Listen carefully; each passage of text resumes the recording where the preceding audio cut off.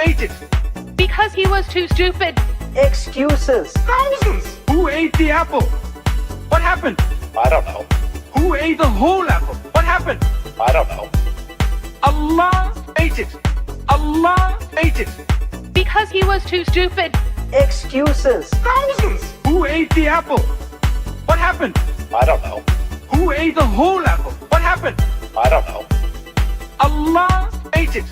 Allah ate it. Because he was too stupid. Excuses. Thousands. Who ate the apple? What happened? I don't know. Who ate the whole apple? What happened? I don't know. Allah ate it. Allah ate it. Because he was too stupid. Excuses. Thousands. Who ate the apple? What happened?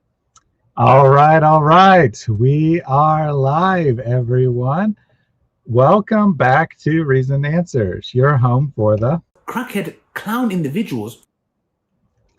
Today we have an important topic, a topic that has been hitting the headlines, so to speak, that's come to the forefront because of David Wood. Of course, David confessed to some grotesque sexual sins as an atheist teenager, and certain people have used this as an opportunity to criticize him. They've said that repentance is not possible unless you go to jail, and other ridiculous stuff along those lines. And there does seem to be a lot of confusion in the culture in general as to what counts as sexual morality. So that's what we'll be talking about today. All forms of pagan morality, whether coming from Muslims, atheists, or very confused Christians. Of course, we're joined by Mary. She has some scary intellectual abilities to pour through massive amounts of sources and information, and is pretty brutal. If she weren't so busy doing other stuff, I think she would be wrecking Islam by herself. Well, that is very strange. Jack said that my microphone sounds weird, and for some reason... It's very muffled. Yeah, somehow it had selected... Oh, there we go.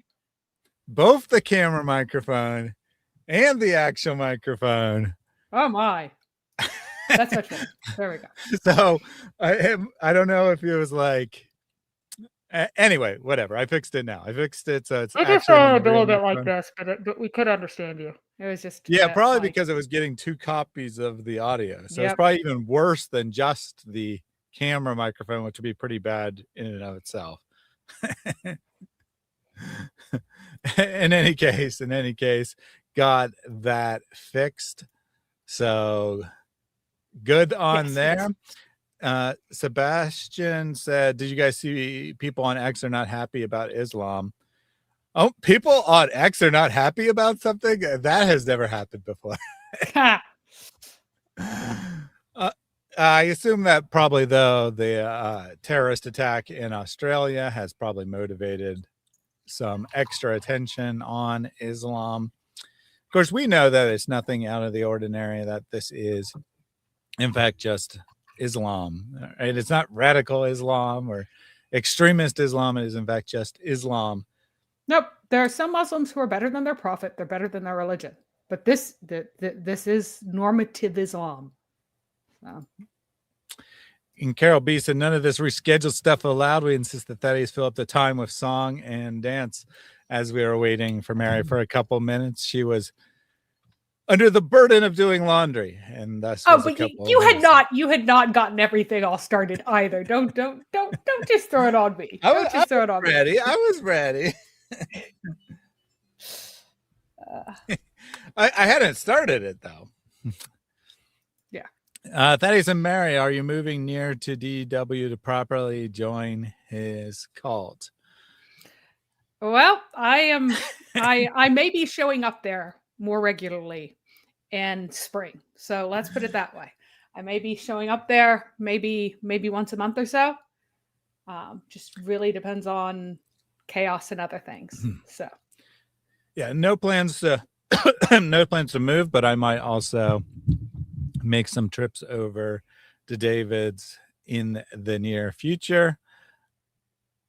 I think that's all I'll say on that right now, because I'm not sure how much should be public information, but look for the possibility of some in-person work together in the near future. I'm close enough that I can drive there in less than a day, so it's not too bad. But I couldn't make a round trip in one day, certainly. Evil Laundry, indeed. He couldn't. And start off with I'm a bit of an interesting road tripper. For me, anything under 16 hours in a day is fine. It's just how much am I going to do during the interval in there? But I'll drive 16 in a day and I'm fine. And got a couple super chats to get us started. First from Potato Sandwich. Early, and this is indeed a sign, yet most of them are not believers.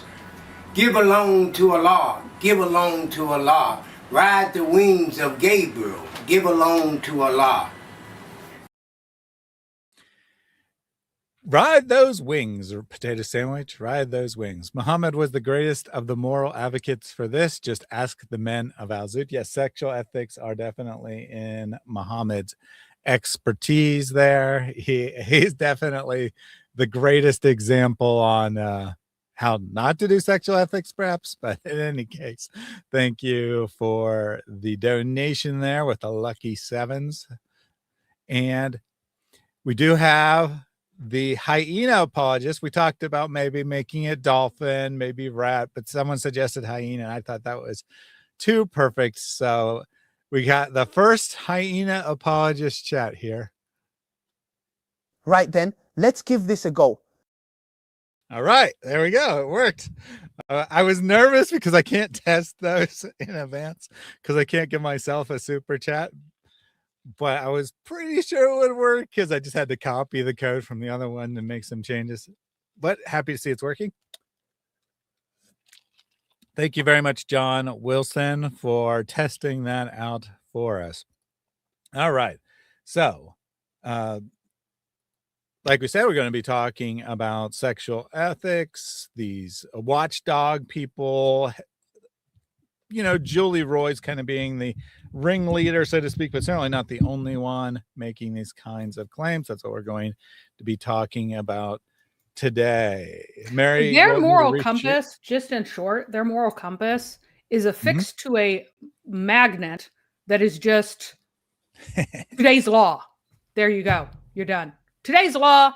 Look, that's where my moral compass is pointing. That's my standard. So we are. Yeah, and I find it very strange. Why this is wrong and messed up. Now, I mean, as Christians, we are called to follow the law when there's not a moral reason to, override that. Like we're not called to follow immoral laws, but we are called to follow neutral laws, like say traffic laws, for example. But we're also called to more, right? We're called to more than just following the laws. And I want to point out, exactly how many of these watchdogs have mentioned the activities that David participated in, let's say, with his future wife when he was a Christian, which is, from any Christian point of view, a more severe infraction and possible disqualification than anything he had done as a disbeliever. None of them mentioned that. Not one. I don't think that it's a disqualifying issue. I think it's a very serious moral issue, but I do not believe that it's disqualifying. But much more serious moral issue when it comes to possible disqualification, and also as serious an issue for a Christian than anything he'd done when he was younger. Which, again, they're just taking their morality from today's hysteria and today's current laws and just stamping that onto themselves rather than having any scriptural or sane basis for anything. So I also find it interesting that none of them have commented on Sam Shamoon and his antics. And someone actually asked him why, and one of them explicitly said, because his audience is not big enough. We don't care. And it's like, what? Like, this is a guy who was accused of raping a Bible student under him. Yep. And they're like, his audience isn't big enough. We don't care. We don't care. We don't care about her. We don't care about him. We don't care that he's still representing Christianity publicly on forums that get millions of views. We don't care. We don't care. We care what about an unbeliever did, unrelated to anything, any possible future action. Nope, we care about that. And it's pretty thoroughly disgusting. All right.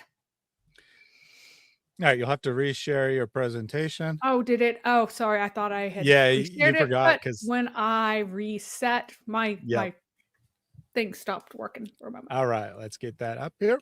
All right, so here we have a view of many heathens all together. So you might recognize a few. And none of these people have any answers for determining what a sexual crime consists of or claiming that it exists as something wrong. Not one of these people do. Not one of them. So we will go into why this is so. We need to begin with the simple fact that law and custom are not a source of moral truth. Because if law and custom are a source of moral truth, then anything allowed by law or custom at any time and any place is good, or at least not evil, in that time or place.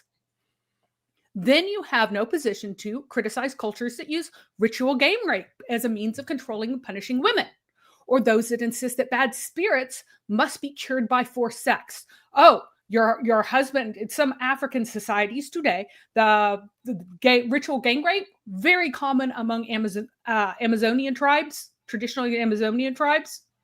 The forced sex with many members of a village was something that African women still today, in some areas, have to undergo if her husband dies, if she's widowed, and that like reintroduces her into society, said all the men have sex with her.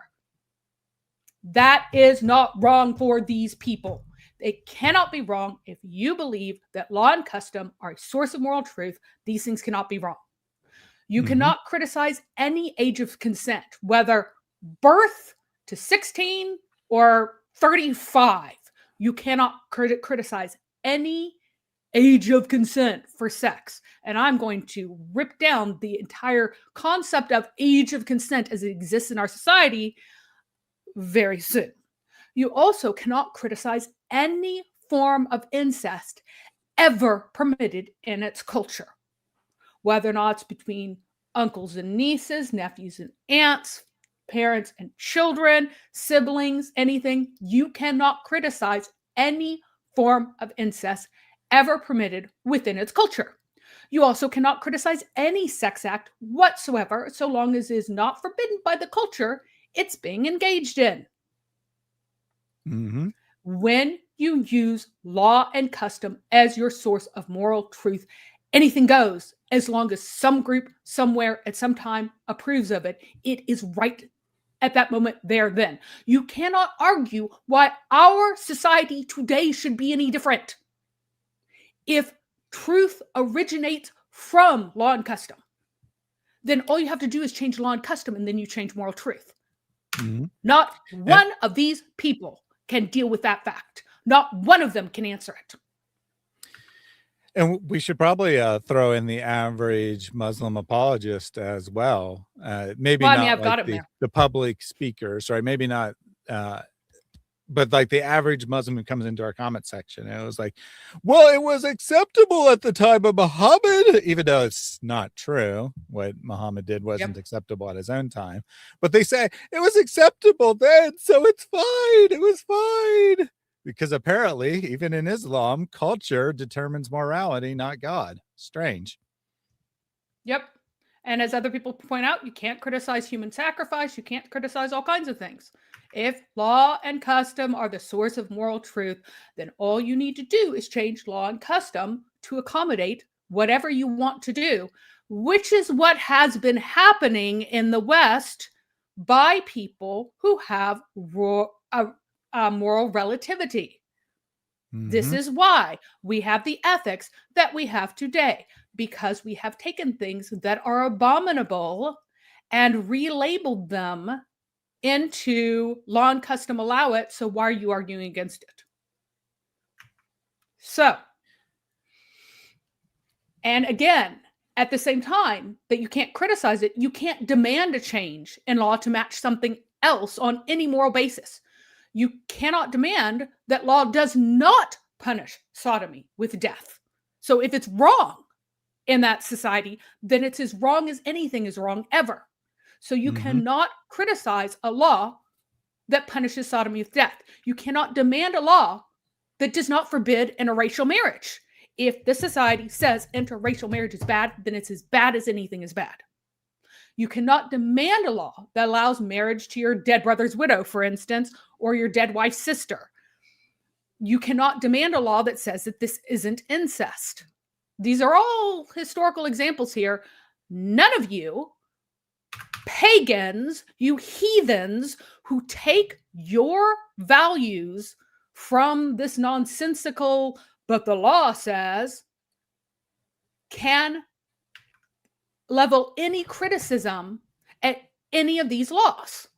You cannot. Heathens fundamentally cannot understand the good. For atheists, the word good is meaningless. They can only have opinions, matters of taste. These will differ from others' opinions and matters of taste. And they can have no basis for concepts of even majority rule having any force. If you think that, oh, when people agree to this, when the people in the society want this, then in that case, you are adopting as a value something that you can't substantiate. The idea that people ought, the majority ought to rule. There's no reason even to say that law and custom are any kind of moral truth. They're just law and custom. There is no goodness in it at all. They can claim relativistic morality, but in the end, that fails because they have no basis for saying that this agreement on morality makes anything that has any value. Any arguments from something like human flourishing, it's just noises. You might as well be grunting at that time. It means nothing. What is human flourishing? What is it? Does it mean more humans? Almost all the atheists will say, no, there are too many humans. We need to have less, more abortion. We need to have people killed whenever they get too sick. As soon as they want to die, they should die. You do not get any kind of definition of human flourishing, much less any basis for saying that that has a value at all. Any value statement is meaningless under an atheistic point of view, which, by the way, Julie Roys actually shares. She has an atheistic worldview, and she just appends pieces of Christianity to it. It's pretty pathetic. So John Wilson reminds everyone to hit that like button in case you're too distracted by the interesting topic. Don't forget to hit like there. See, good reminder. And Tommy says, is Prager one who argues from law and custom? He does. He does argue from Old Testament law being that which God makes the good through law. So he has a form of divine command theory. And he also argues, does the lawyer arguing letter of the law. He absolutely does. There's a reason he's been divorced multiple times. And you can find out whenever he talks about what looking at a woman with lust is and all of that. Oh, no, lust, that's totally fine. Because, it's just the letter of the law. Whenever you violate that, you have to actually covet your neighbor's wife. So you have to want to make her yours, like a wife type of thing. But if you just lust, that's fine. So yeah, Prager absolutely argues from the letter of the law setting good or bad, not from the law being a reflection of the perfect good in creation, which then has its spirit, which is the breath and articulation of the good, rather than let's lawyer our way around this. And sorry, Jews today absolutely are. That's what rabbinical tradition is. It's lawyering around what God says to allow you to do as much of what you want as you possibly can. So, yeah, I mean, it certainly can be that. You know, I mean, ideally, it's like trying to figure out what God wants, but in no, reality, it's literally not. In reality, right? In reality, our hearts are depraved, and we'll justify what we want to justify. No, what I'm saying is Talmudic rules. Look at the oven of Akna or whatever his name is. Rabbinical rules say that the rabbis have been empowered by God to set authoritative interpretations of the Torah, even if it contradicts the meaning of God himself. So God can mean something, but if the rabbis agree on something else, then God has agreed to endorse that and make right the custom of the rabbis. So no, it's just not true that there is room in Talmudic Judaism for there to be the good apart from human lawyering. No, it's a system built on human lawyering. That is its foundation. That is its basis. That's how they have authority. So is Talmudic Judaism Second Temple Judaism? No, it's not. These are the people who rejected their Messiah when he came, who rejected their Savior, who rejected the Lord of the world who came in to redeem mankind and instead chose the traditions of men. So Skylark says you need a little gavel to keep at your desk. Yes. Smack. Order. Yes. And so Bahari said, I thought this stream was about the Sydney attack. I don't know why you would think that. I mean, it says Pagan Sexual Ethics. Yep. I'm not sure why you would think that had anything to do with Sydney. Well, he's you won't generally see me stream on terrorist attacks because there's not really any point to do so. I mean, unless you're looking for views, there's not really a lot of point because there's nothing to say, right? We all know this is what Islam teaches, and there's not really anything else to say about it. It's horrible, it's a tragedy, etc. But making a stream about it seems kind of pointless. So you generally won't see me do that. In fact, I don't think I've ever done that. I don't think I have any streams on the terrorist attack of the day because let's face reality here. This attack gets a lot of attention. Why? Because it's in Australia. It's in a Western country. Attacks like it happen weekly, if not more often than that, in Nigeria, and no one cares. No one cares. So I don't want to give extra attention just because it happened on Western soil. Yep. So Jack Ray asked if Rabbinic Judaism got Islamicized back under Islamic rule. No, actually, Islam is an even more grotesque reflection of the grotesquerie that is rabbinical Judaism. So all of the absurdities of rabbinical Judaism, you threw in a singular megalomaniac and bloodthirsty warlord on top of that, and that's what Islam is. So back to the issue with the good and even a concept of the good under an atheistic type of frame. Even if value statements aren't meaningless under atheism, even if there is the good, even if it does exist, even if you can comprehend it, which you should have no reason that you can, free will itself is impossible because what you do is a result of your nature and nurture, which come together, and there is no part of you. There is no soul. There is nothing that is a true decision. Every decision that you seem to make is a delusion. What's happening is what has to happen given the luck of the draw and various other things. So punishing a murderer has the same inevitability as the murder itself and no difference in social value. It really doesn't. because, again, value itself is meaningless, but also, like, why are you punishing a murderer for something that they must do? In atheism, they must have done that. They could not have chosen otherwise in those circumstances, unless you're talking about a probability dice roll type of thing. If you're allowing some level of probability that's more abstracted in human consciousness, but that's the best that you can get is probability. So even if it wasn't, even if free will is not impossible, you can't justify humanity specifically having some kind of value. Even if there's value out there, how does humanity have this value? Why does it have more value than other things?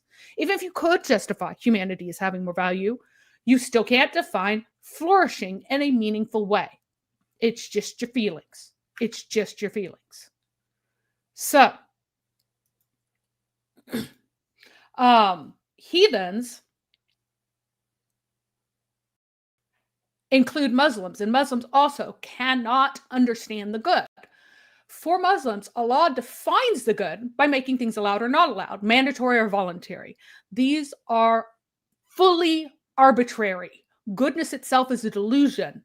Anything Allah permits, and He can permit anything because goodness is just another label for what Allah permits, gets that label of the good. It doesn't mean anything. Goodness means nothing. Allah fails the Euthyphro test. So if you have read Socrates, Euthyphro asks, do the gods love that which is pious because it is pious, or does so basically, do the gods love the good because it's good, or do they make the good? Especially when gods do all sorts of horrible things and do incest and killing people and all sorts of other things. Like how does the good relate to divinity? Well, Allah fails that test. Allah does not relate to the good in any way. He sets it, but it can be, one thing can be good one day, bad the other, and without any qualification that is meaningful. For rabbinical Jews, similarly, the good is fully encompassed by written law and rabbinical interpretation, which is authorized to make the letter of the law do whatever they want as far as the letter of the law is able to bend. So rabbinical workarounds are themselves good in rabbinical Judaism. Leaving your parents to starve because you dedicated the money that should support them is good. Jesus criticized the Pharisees for that. So, pointing out that their good was often evil. So again, good no longer actually has any meaning. So for these secularist pseudo-Christians, for them, their law informs their morality. Because the law says something is wrong, then it's wrong, except when it isn't. And then they default to, but my science, even though they don't really mean it. So they go, oh, well, the brain isn't fully developed at X age. Well, at which age? At which age exactly? So in the case of David Wood, at the age of 18, he had sex with a 15-year-old and a 13-year-old. The current law in some states within the U.S. say that neither can consent. Neither the 13-year-old nor the 15-year-old can consent. So it is morally wrong and is morally rape because the law says so. Because the law says they can't consent. Following this logic, if this had happened in most of Europe, then the 15-year-old would be totally fine. In most countries in Europe, because the ages of consent is 14 to 15 in most of Europe. And many of the rest have close-in age exemptions of 3 years, which would allow a 15-year-old with an 18-year-old anyway. It would not be wrong there. So you're telling me that's wrong and horrible and evil and awful here because they cannot consent. Why can't they consent? Because the law draws a line there. That's it. A few countries have applicable close and age exemptions that include the 13-year-old too. Lithuania dropped a case against a 20-year-old with a 14-year-old. Serbia and Sweden are also very unlikely to consider the 13-year-old a criminal matter. So is it not bad there? According to their logic, it isn't. It isn't, because if you go, oh, well, the brain isn't fully developed. Is the brain of an 18-year-old fully developed? No. Is the brain of an 18-year-old appreciably different from the brain of a 17-year-old, which would be entirely fine for them? No. Do they have a basis for objecting to two 15-year-olds or two 13-year-olds or two 12-year-olds having sex? They do not. Julie Royce cannot say that it would be evil with her messed up morality. She cannot say that it would be evil for David if he had been 14 to have sex with another 14-year-old. She could not say that. She could not say that because her sexual ethics are informed by American culture. And the end. The end. That's why she's hysterical about this and irrational about everything else. That's why she can't even see her own misconduct with a high schooler as evil, because she uses as her moral cynosure, her North Star, her guide for all things, what the law happens to be at this moment. So, real quick, you mentioned brain development there. You said David's brain wouldn't be fully developed at 18, which is of course correct. And Potato Sandwich says your brain isn't fully developed until you're in your mid-20s. That is the current scientific consensus. There's still some debate as to exactly how long brain development continues. Some saying even into your early 30s, perhaps your brain is still developing. But certainly pretty much universal agreement that your brain is not fully developed by age 18, and thus I guess David couldn't consent either. I don't know. Yeah. If that is your basis, if your basis is the brain isn't fully developed, then David couldn't consent either. If you're going, oh, but my science, David couldn't consent either. You need a different basis for argument, and your basis is an idiotic fossil of that happened to crop up because the way Western law was formulated. And Western law is currently wrong on many levels on this. And we will get into why it's wrong. Because, I mean, I hope that you guys would understand that two 14-year-olds having sex with one another is abominable. It is abominable for a 14-year-old to be having sex with anyone. I don't care what age they are. It's abominable. And this whole, oh, but he was 18. Oh, but he was 18. Oh, but he was 18. That is saying that you don't think it would be all that bad if he were 17, if he were 16, if he were 14. But it would. Absolutely. It would. And that presents a real problem, because according to a lot of these people, I'm not sure about Julie specifically, but a lot of these people are saying the only way David could repent is to go to jail and serve time for his crime, which means that if it's not a crime, like, you know, say a 17-year-old and a 13-year-old, then you can't repent, or it's not immoral. One or the other. It's not even immoral. It's not immoral. It's not a sin to these people, because they are so perverted in their understanding of everything. They're so disgustingly perverted in their understanding of goodness that they can't think straight for 2 seconds. And as Lawful Good points out, not only is it an arbitrary cutoff point, it varies from state to state, right? Different states have slightly different laws about what counts as consent and what doesn't. And as David pointed out, according to the laws of Virginia, where the act took place, it actually isn't considered rape yet. But yet Julie's like, it's rape, it's rape, it's rape. Don't say it's not rape. You can't even say statutory. That's diminishing it. That's acting like it's perfectly fine. It's just plain rape. And it's not even defined as rape according to the law of that particular state. In some states, yes, it would be. Maybe and I want to point out I don't know. That her screaming, it's rape, it's rape, it's rape, shows that she doesn't even know what rape is, and she doesn't care. She doesn't know what rape is. She doesn't care what rape is. She does not care. She gets her morality from her warped understanding of a general sense of current American laws in the 21st century. And to her, that's the good. She is a heathen. She is a heathen and has no business doing any watchdog ministry work whatsoever. Mhm. So the actual correct understanding is something that only Christians can have. Not rabbinical Jews, not pagan Muslims who worship their black stone, not atheists, not other heathens, only Christians, because God is the good, and from him comes the good. Laws are ideally instantiations of the good, but are necessarily imperfect.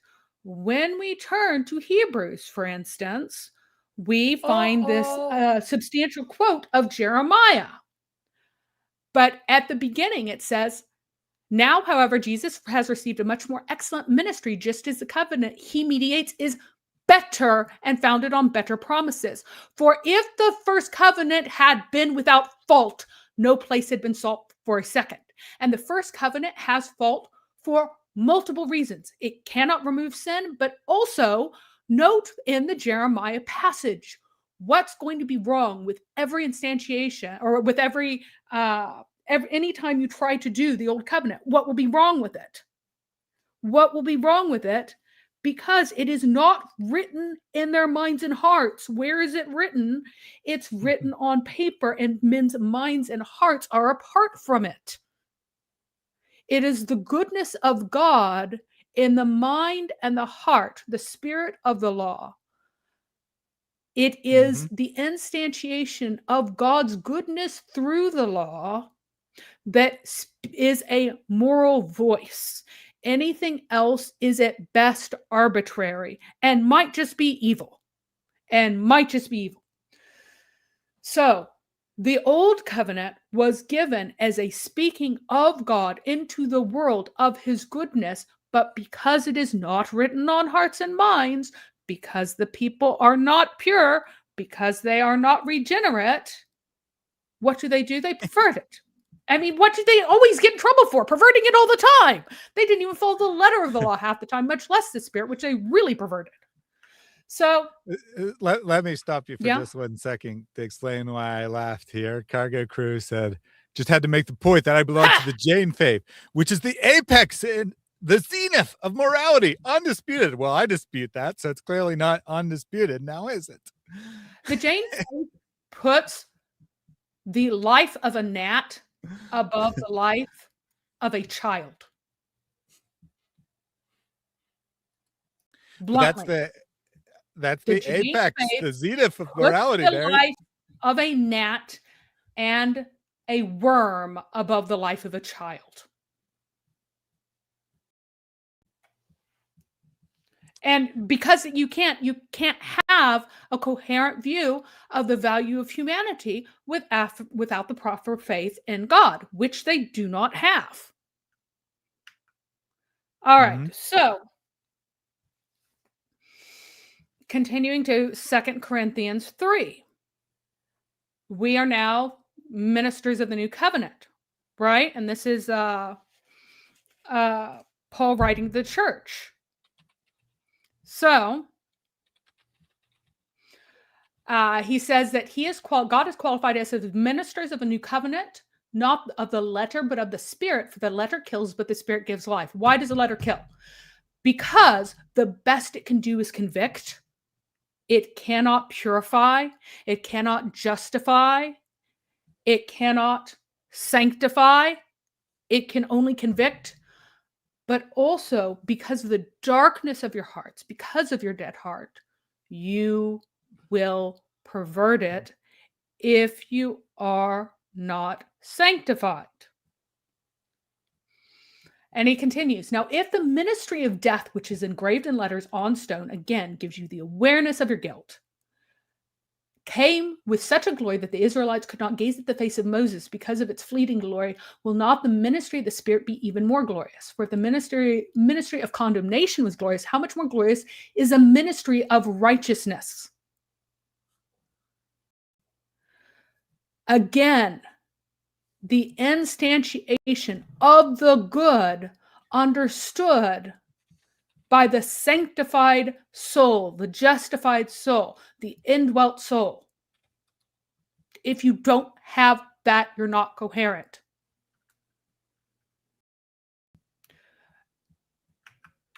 And again, the Israelites, their minds were closed, for to this day the same veil remains at the reading of the Old Covenant. You might say the same for secular law. It has not been lifted because only in Christ can it be removed. And even to this day, when Moses is read, a veil covers their hearts. But whenever anyone turns to the Lord, the veil is taken away. So you have an understanding of the condemnation of the law and of what righteousness demands. There is freedom in Christ, but the freedom comes with a fuller knowledge of the good, which is also consequently the knowledge of the lack of good, which is what evil is. Evil is a deprivation of goodness. In Galatians 5, he says, "So I say, walk by the Spirit, and you will not gratify the desires of the flesh. For the flesh craves what is contrary to the Spirit, and the Spirit was contrary to the flesh. They're opposed to one another, so that you do not do what you want. But if you are led by the Spirit, you are not under the law." Why is there no condemnation under the law if you're led by the Spirit? Because you have the better covenant. Not only do you have Christ who justifies, Christ who saves as a free gift, but you also have the Holy Spirit who indwells and gives you the knowledge of the good. And these people do not have the knowledge of the good because they do not understand how evil it is for a 14-year-old to have sex with another 14-year-old, or for David at 30 to be mucking around with his future wife. They don't understand how evil that is. And instead, their hearts are hard, the veil is over their eyes, and they go, oh, 18, 15, ah! Because they don't understand what actually is evil. So we got a comment here about how energetic you are today. And indeed, you are at top form today. I'm highly annoyed. I'm not saying much because I'm just letting you go. You're just spitting facts, right? Spitting facts here and letting no one off the hook. Let me run through a couple of. Go ahead. Yeah, go ahead. I'm just deeply annoyed by this nonsense and these people who claim Christ's name, who are arguing again like they're Talmudic Jews arguing from the Talmud. They're not arguing as Christians. They're not speaking of Christians. And how dare they claim the name of Christ when they have no comprehension of what sin even is? So bizarre. Yeah, and how dare you? You're like quoting scripture, and you're not like reading the law of Virginia or wherever. You're quoting scripture. I mean, how dare you? This is totally unacceptable. I'm going to run through a couple of these things real quick here. Kifa triggered apple. Tenenbra triggered halal hog. Kifa triggered apple again. Tenenbra triggered halal hog again. And then we got a super chat from Songs of Relief. There are three types of existence, yeah? The first is impossible existence. Test run. Fantastic. The was like dead on. The yeah, perfect. So just so you know, I have done some testing with this model. It is more unpredictable than the other two animal apologists. Probably because Ali Dawa's speech is more unpredictable. Sometimes he talks one way and sometimes he talks a different way. Even like in the same sentence, he might change his tone drastically. So it does seem to be more unpredictable, but that one was perfect. And thank you very much for that donation, Songs of Relief. It took me a while. Ollie Doll was much harder. Hyena was much harder than the other two to get right. But I put in some effort, and I'm pretty happy with how it came out. So hopefully it generates some good super chats. Thank you again for your support. And Mary's in the chat saying secularism is poison. Indeed, it is. Indeed, it is. All right. So, if you are led by the Spirit, you are not under the law. The acts of the flesh are obvious. Sexual immorality. Oh, wait. Is it just having sex between a 15-year-old and someone who turned 18 less than a year before? No. Sexual morality, impurity, debauchery, idolatry and sorcery, hatred, discord, jealousy and rage, rivalries, divisions and factions, envy, drunkenness, orgies, and the like. I warn you, as I did before, that those who practice such things will not inherit the kingdom of God. Done. Finished. But the fruit of the Spirit is love, joy, peace, patience, kindness, goodness, faithfulness, gentleness, and self-control. The singular fruit, that is the one fruit. You don't have various fruits. One's love, one's joy. No, the fruit of the Spirit is all of those things. Those who belong to Christ Jesus have crucified the flesh and with it its passions and desires. Since we live by the Spirit, let us walk in step with the Spirit. Let's not become conceited, provoking and envying one another. That's our standard. That's it. It's not, well, the law says consent. No. This is such a higher bar, and it condemns so many other people. The people who are speaking the loudest, I firmly believe, are people who do not want to take responsibility for their own sins, very often within the same category. So heathens can't understand that law and custom should be a kind of instantiation of moral truth, but it cannot be the standard of truth. The truth is external. To match the truth, to match the moral good, you should have laws that are in conformity with it, in conformity with the standard that is outside of anything human. Law as standard is literally backwards. Now, there are limitations to this. The law cannot be exhaustive. A written law always has a possibility of labeling the innocent as guilty or the guilty as innocent. That's the way written laws work. A written law always has the possibility of causing a greater evil, at least in the natural evil sense, in the punishment of some other evil. Right? So you can try to extinguish something that is evil and yet cause greater harm, which is a natural evil, at the least, if not an actual moral evil, in the punishment of this. Even if heathens grasp the abstract idea of promotion of the good and punishment of evil, heathens cannot understand that in this balance, there are necessarily gaps where evil will go unpunished and or the innocent will be made to unnecessarily suffer. Why? We live in a fallen world, a broken world. You cannot make a perfect law because the only thing that is perfect is God and his goodness and his truth. Whenever you have law as standard, you try to make the laws this blanket thing to which the letter of the law applies to. No, you can't have that. Yet Western law codes do actually understand this because they weren't originally written by heathens.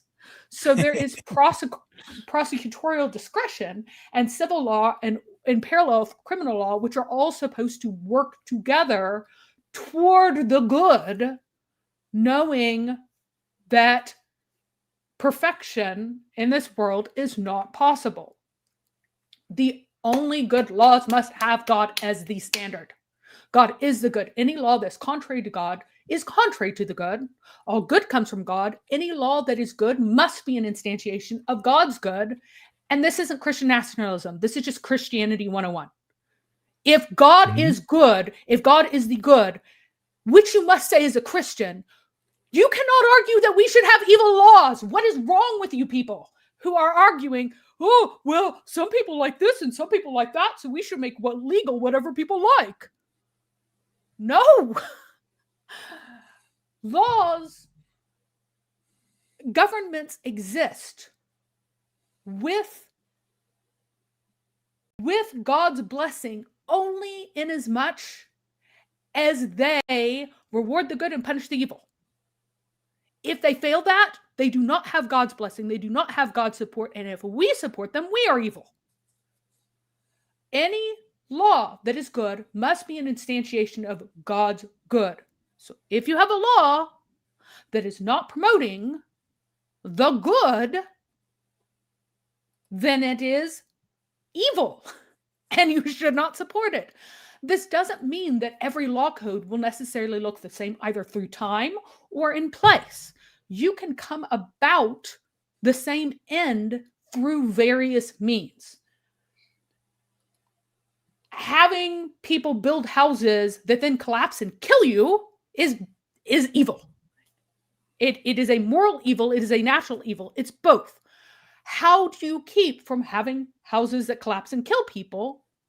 How do you assure that? Well, there are a whole bunch of different ways. And at different places and different times, you'll have different ways of coming about to this end. The end is what needs to be good. The orientation is what needs to be good. There is absolutely nothing morally perfect about a certain intersection having a four-way stop, a roundabout, yield sign, or even none of these. We just have a custom here where whenever we are on a major street, we always have the right way. In the minor street, we always yield. All of that's fine because it achieves an end, which is an orderly and peaceful society where people don't die unnecessarily, which is good. A moral good to not just have people dying because of completely avoidable accidents. You can achieve it in many different ways. And maybe some ways are a little bit better. Maybe some ways are a little bit worse. And they will be. Why? Because we will not have the perfection here. We will have we should have our laws go toward a good and to balance the various needs toward the good, which does not say that, there has to be uniformity across the world. Nothing like that. But that should be the understanding that all Christians have. We should only have laws, even if a particular law is kind of dumb in a certain way, you don't like it, it's a little bit silly, whatever. The overall arc of everything should be pointing toward the good. It should be pointing toward goodness. Goodness, which only comes from God, which is identical with God. If you're a Christian, you should believe this. Otherwise, you're a bad Christian. Done. So.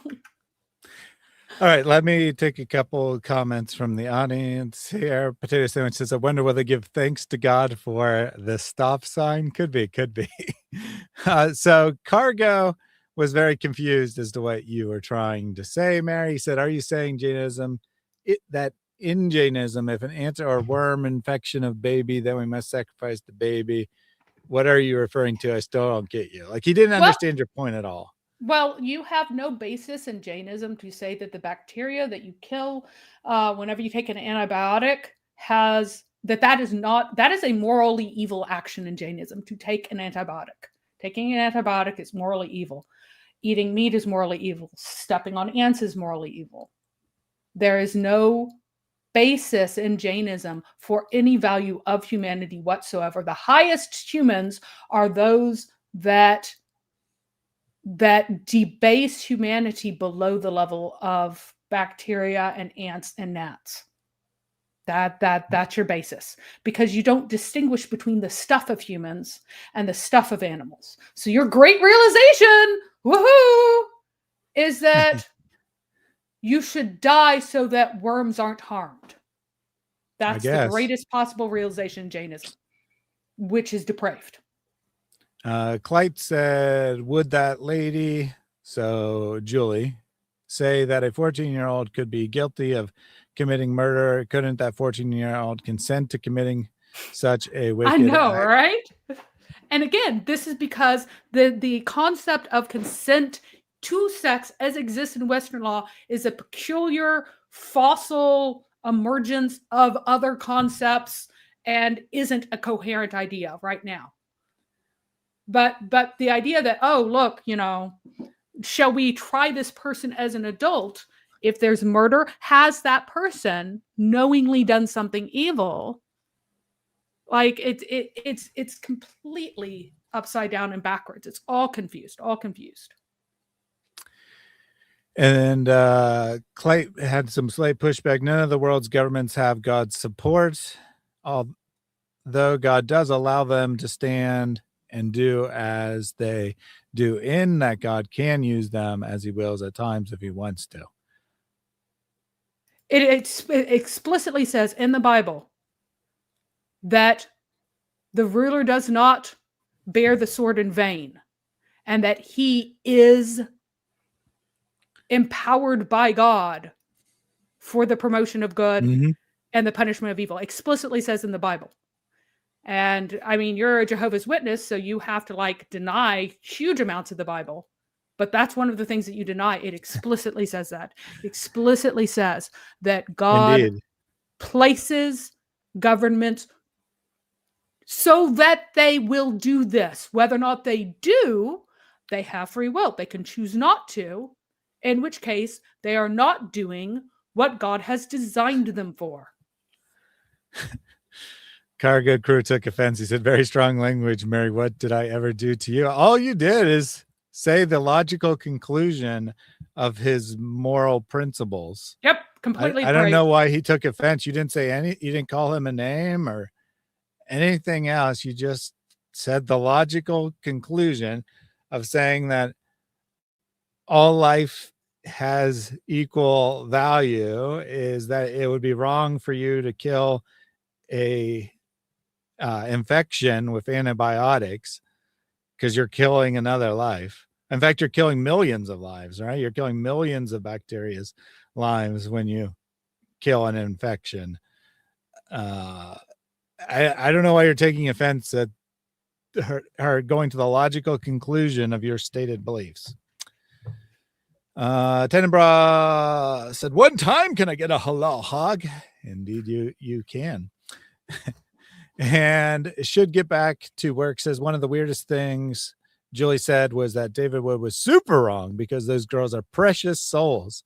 I don't disagree, but David Wood is also a precious soul. And I have a feeling if she knew those girls, she might not say they're precious. I'm guessing is how this would have continued if it was continued on, because obviously this isn't like some grooming situation or, you know, approaching a girl on the street and convincing her or you date rape, or this is a random hookup at a party that the girl initiated, whether you say she can or not, right? She did initiate it as far as a factual statement. It wasn't her first time for either one of them. These were very depraved circumstances, girls who grew up in very depraved environments. Very good chance they'd slept with considerably more people than David had. Very good chance. Because, well, I mean, who knows? Don't tend to be as promiscuous. I mean, who knows about David? Yeah. But the fact that they were at this party, which probably the main purpose of the party was to drink and hook up with people, suggests that they're not like just innocent little girls.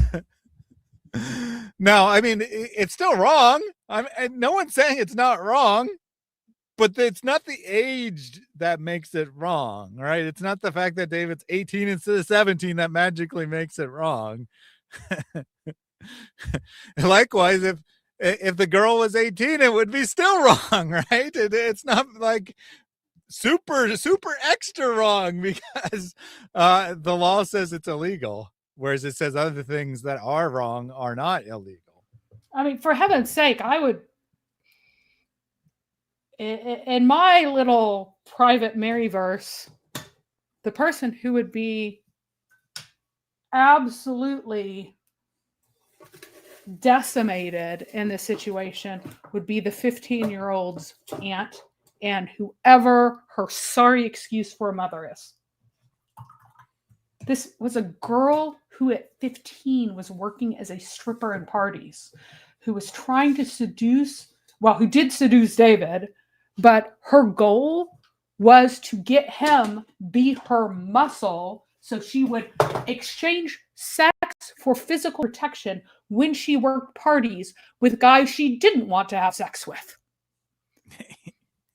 Guys, do you have any, like, the level of depravity of the entire situation? At this point, David's like a bit player in this nonsense. Horrific depravity. Horrific depravity. Here, her aunt was pimping a 15-year-old. Mm-hmm. Guys, just.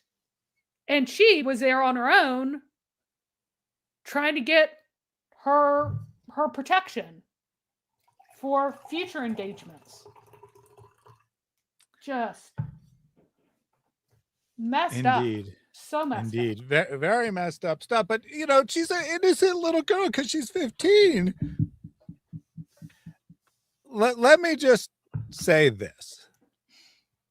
Most of you probably have some recollection of your thoughts as a teenager.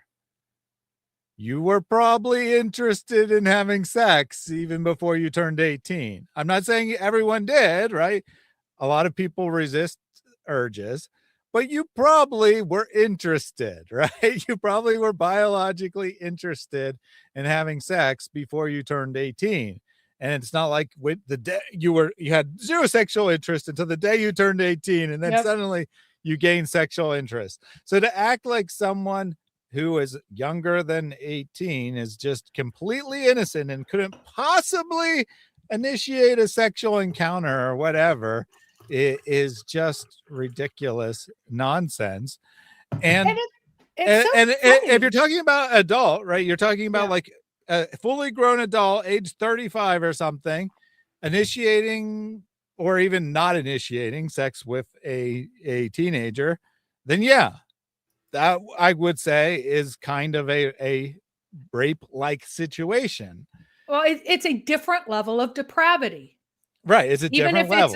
If it's a different level of depravity, even if it's a 15-year-old prostitute, let's say, that's doing it for money, it's still a different level of depravity. And by the way, 15-year-old prostitutes are legal in some countries. It is legal for 15-year-olds to be prostitutes in some countries.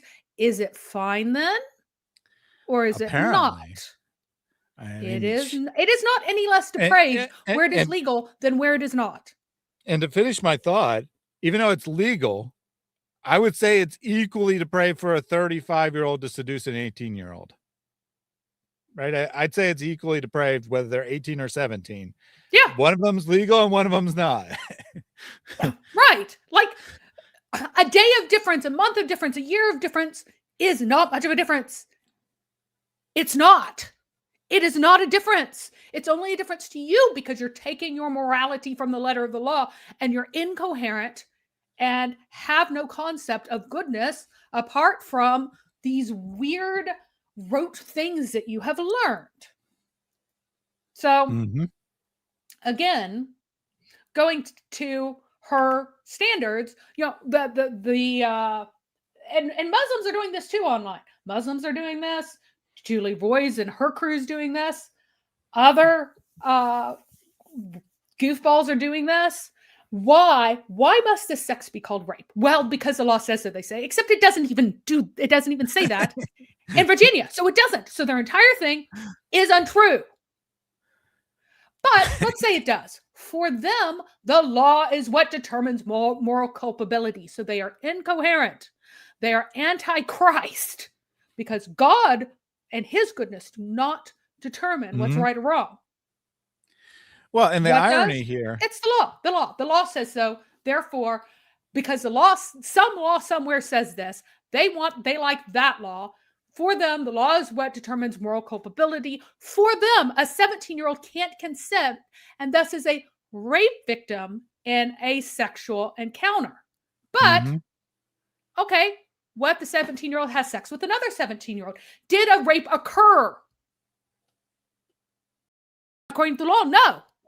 How would it be different? How would it be different if one is 17 years, 364 days, and then they have sex again the next day when one is 18? Yeah, Who well, is the victim? I think for consistency, they would have to argue that the person who didn't initiate it was raped, but the person who initiated it wasn't a rapist, because obviously they're 17, they can't Oh, but no. can't consent, so They're they're both raped. raped. but- They're both raped because they can't consent. Oh, so they can't yeah, maybe initiate. Remember? maybe they The girls maybe they both initiated- are raped. Yeah, yeah. that's a possibility. The girls too. initiated both of these encounters. The girls Yeah, initiated well, both I'm of just these I'm encounters. trying And to they're make this victims. consistent here, right? So if So- one's above 18 and the other's below, we know that the one above 18 is the rapist no matter what. Yeah. I think you might be right, Mary, that if they're both below 18, they both are being raped, although I don't know if either one's a rapist. Yeah, neither one is a rapist because they don't have consent, but they're both being raped somehow. Except they aren't in law. They aren't in law. But is there a difference? Is there a difference for the minor? Is there a difference whether or not someone is 17 years, 364 days, or the next day, the next week, the next few months? No, both are bad. Both are bad. Yeah. If a 15-year-old has sex with a 17-year-old, did a rape occur? Who's the victim? Who's the perpetrator? Does the sex of the two matter? Does it matter which one was the boy and which one was the girl? They don't have coherent ideas of any of this. Yeah, it's really hard to answer these questions for them because Correct. their little system doesn't make any sense. And the irony here is that the law doesn't, although the written law doesn't make a distinction, in reality it does, right? In reality, a prosecutor is going to look at, say, an 18-year-old and a 17-year-old and say, there's no way in a million years we're prosecuting that case. Yeah. But if it's a 35-year-old and a 17-year-old, they'll prosecute it every time, right? The law does understand more there's often. a difference. Far more often. I mean, there's some times when, the 17-year-old is continuously running away from home and then they just True. give up. I shouldn't have said every time, but point far being more that the actual law in practice does understand that there's nothing magic about the age 18, but the written law, because the written law has to say something, right, doesn't understand there is no real difference. And thus Julie doesn't understand there's no real difference between being 18 and 17. So again, is there an appreciable, not merely nominal difference, moral difference between these two acts because of one day indifference? I would say no, because I am not a secularist. I believe both are wrong, almost to basically the same degree, like indistinguishably the same degree. But Julie Voice can't say no. Julie Voice must say that the first act is not rape, and therefore not all that wrong. And the second act is rape. It is very wrong because Julie Voice uses the law to justify her moral opinions. Julie Voice is indifferent to what God holds as true about anything. You don't have to paint the word rape on an act for it to be wrong. And painting rape on every wrong act trivializes real victims. Yep. Making sinners into rape victims is depraved itself because it is equating whatever moral evils have happened to this 15-year-old stripper who's going around hooking up with boys. It is equating her experience to a 15-year-old who is walking home and gets violently jumped by a strange man. And they are worlds apart in moral culpability. Because guess what? There is no way that God does not think that the 15-year-old who is a sex worker,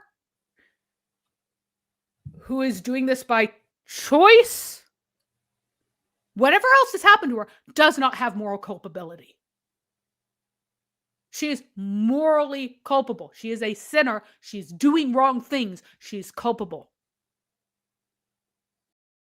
More than one, she sins against herself. She sinned against David. David sinned against himself and sinned against her. You could say very fairly that David sinned more against her than she did against him for various reasons, and I would say that. Mm-hmm.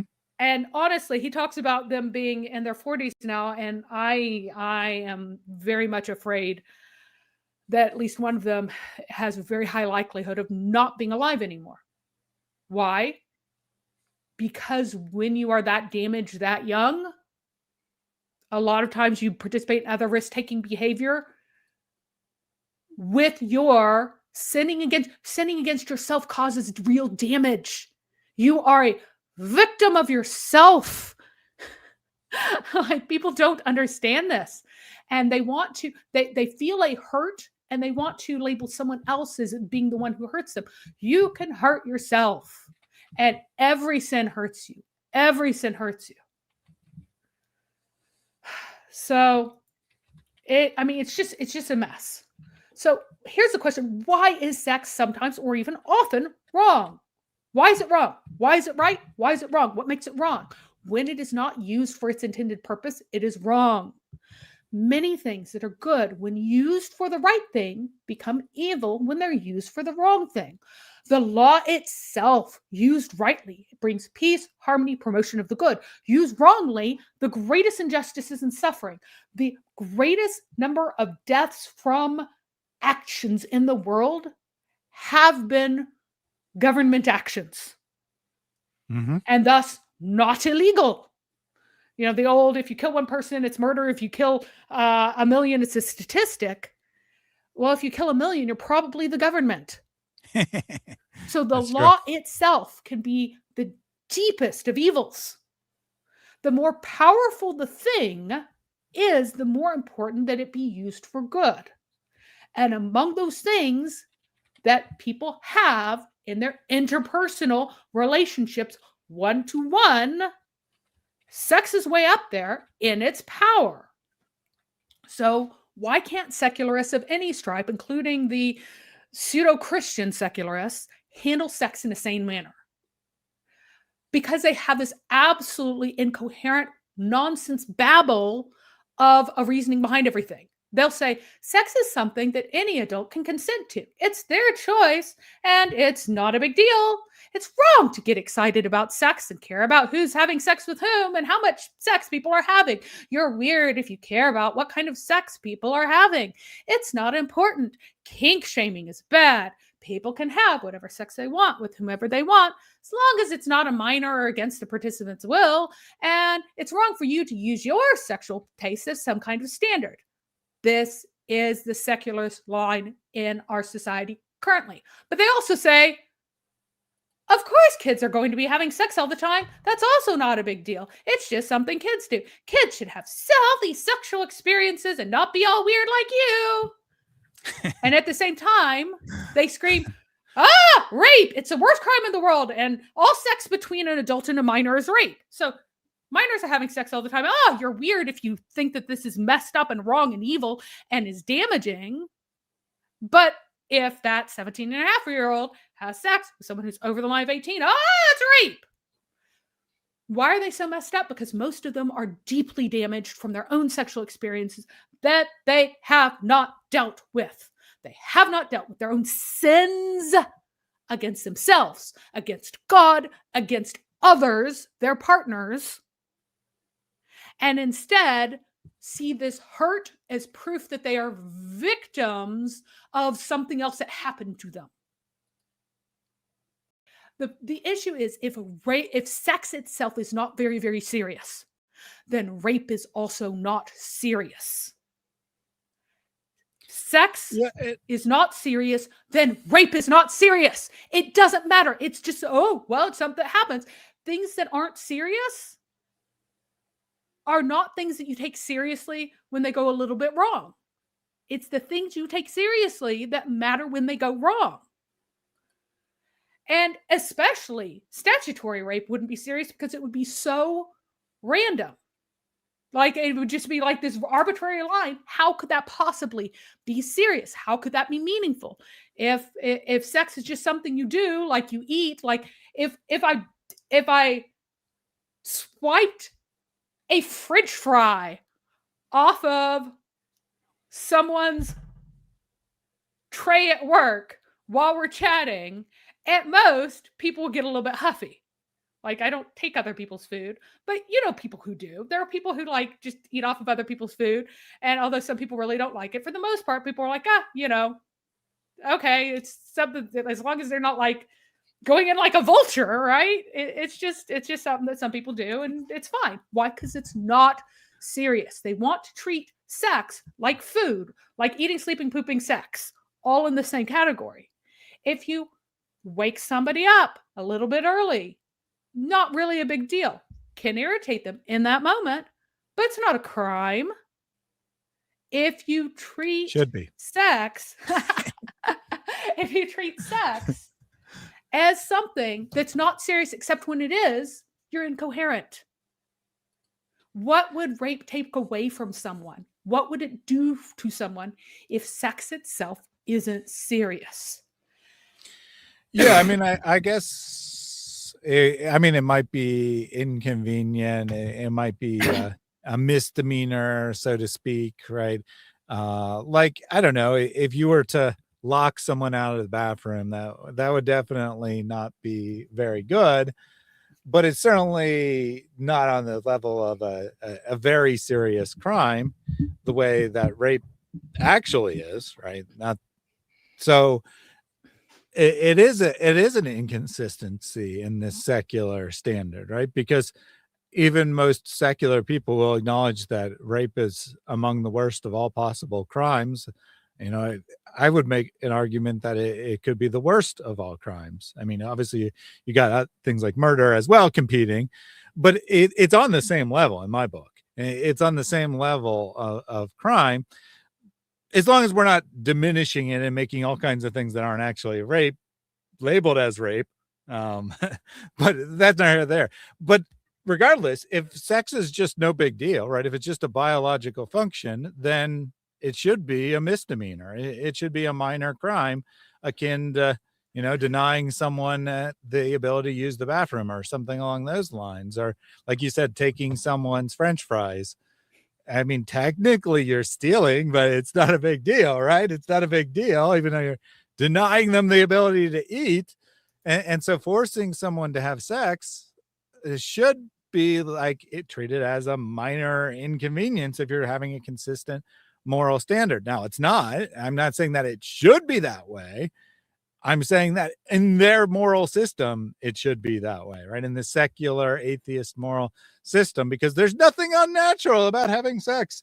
Well, Right. There's nothing unnatural about a male animal and a few specialized species of female animal forcibly taking a opposite sex member of the same species. Yep. So rape is natural, right? Rape is natural. It's just biological. Why are you so against it? And by the way, Marxists have worked consistently to decriminalize rape, and deny that it's significant. But here's the thing: people are so intensely damaged by sleeping around that, and women tend to be conscious of it. Men tend to become abusers. They are become criminals in other ways. They act outside of themselves. They harm society. Women tend to feel it within themselves and have worse psychological outcomes internally and tend to be less like, murdery, steely, unlike men who are promiscuous. And they understand that they have been harmed, but they don't understand that they sin against themselves, that their harm is real. But when they have chosen to do the things that they have done, then they have hurt themselves in a way that doesn't just go away. And so many people don't realize it until it's too late. So the entire idea of age of consent is this weird relic of older law. What does not being able to consent mean? Childhood has always been a parallel of slavery, or slavery a parallel of the status as a child in all historical societies that have laws. Why? Because children are made to do very many things that they don't want to do.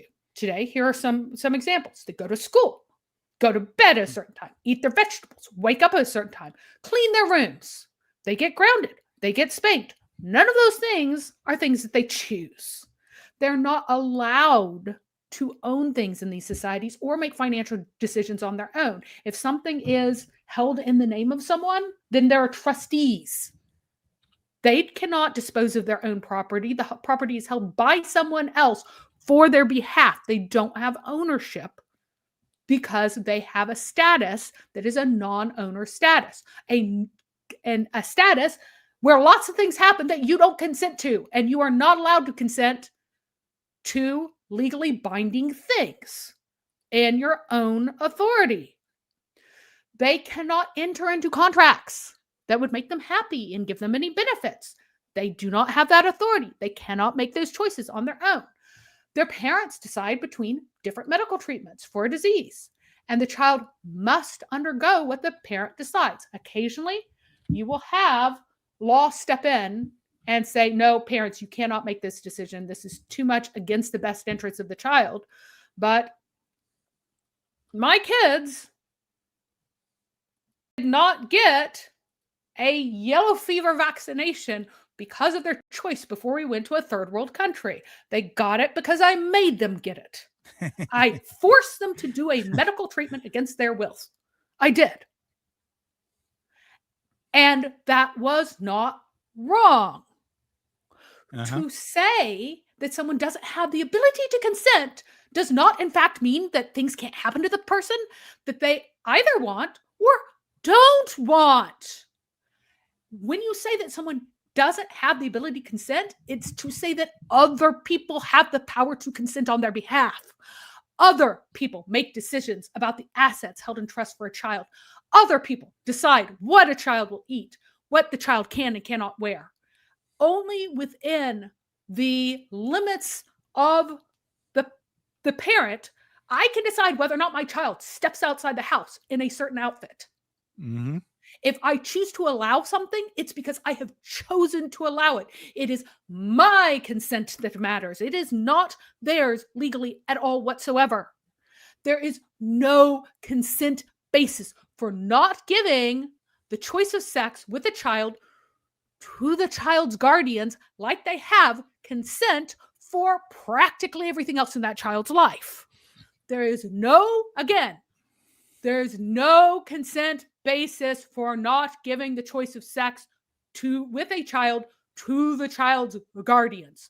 So if a child's guardian wishes to say, my child can wear whatever they wish, my child can sleep with whomever they wish, my child must wear this, my child must sleep with this person, there is no consent basis for arguing against this. And these secularists are incoherent, gobbling idiots whenever they try to argue from consent.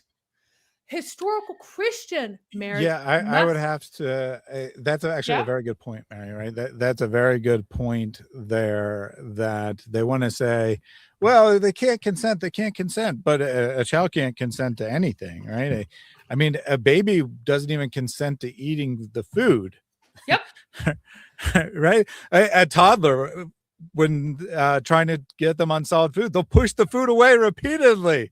And yet you make them eat it anyway. Why? Right? Because it's good for the child, and it's not immoral to force your toddler child to eat food.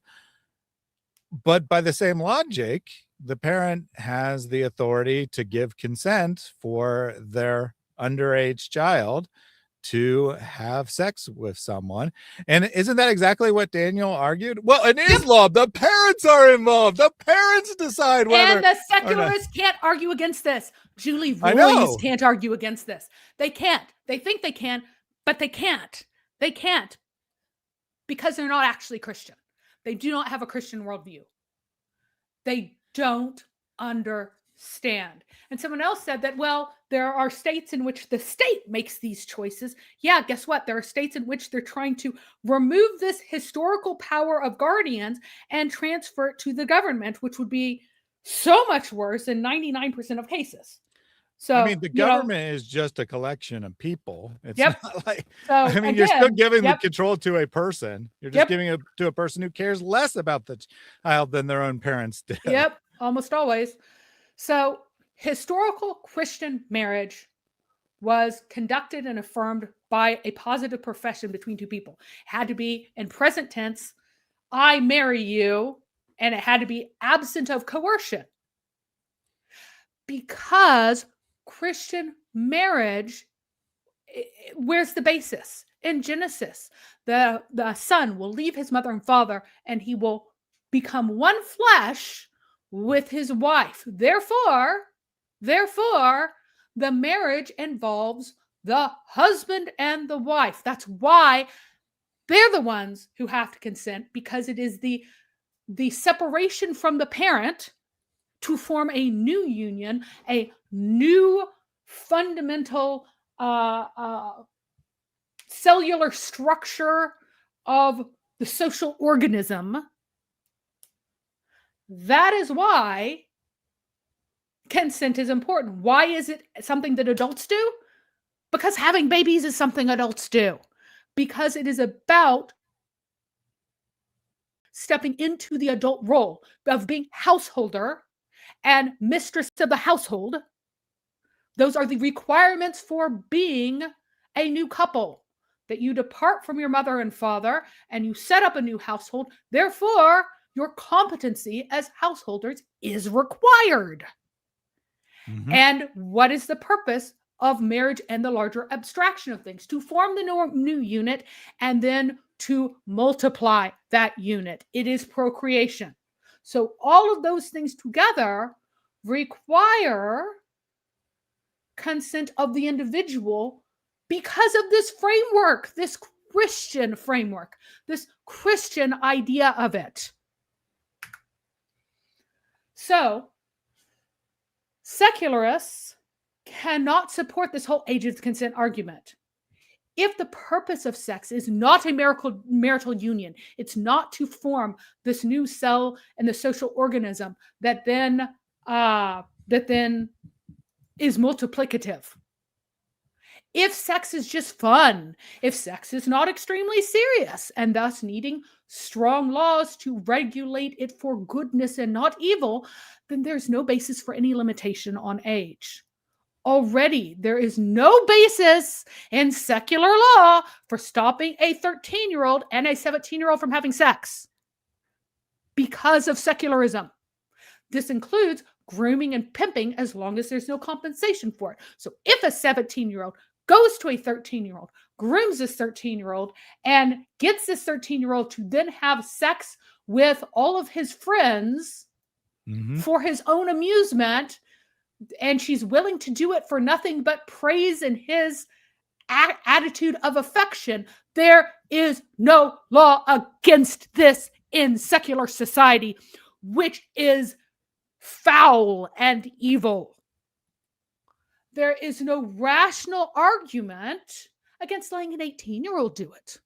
There's no rational argument against forbidding prostitution of anyone of any age. Since for secularists, sex is not about family union, they can't even argue against a 9-year-old having sex with a 53-year-old. They can't argue against it. If they go, oh, well, she's too young, on what basis? You're arguing that it's trivial.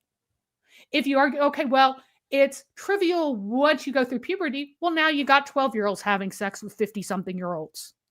Why should similarity be in age at all be important?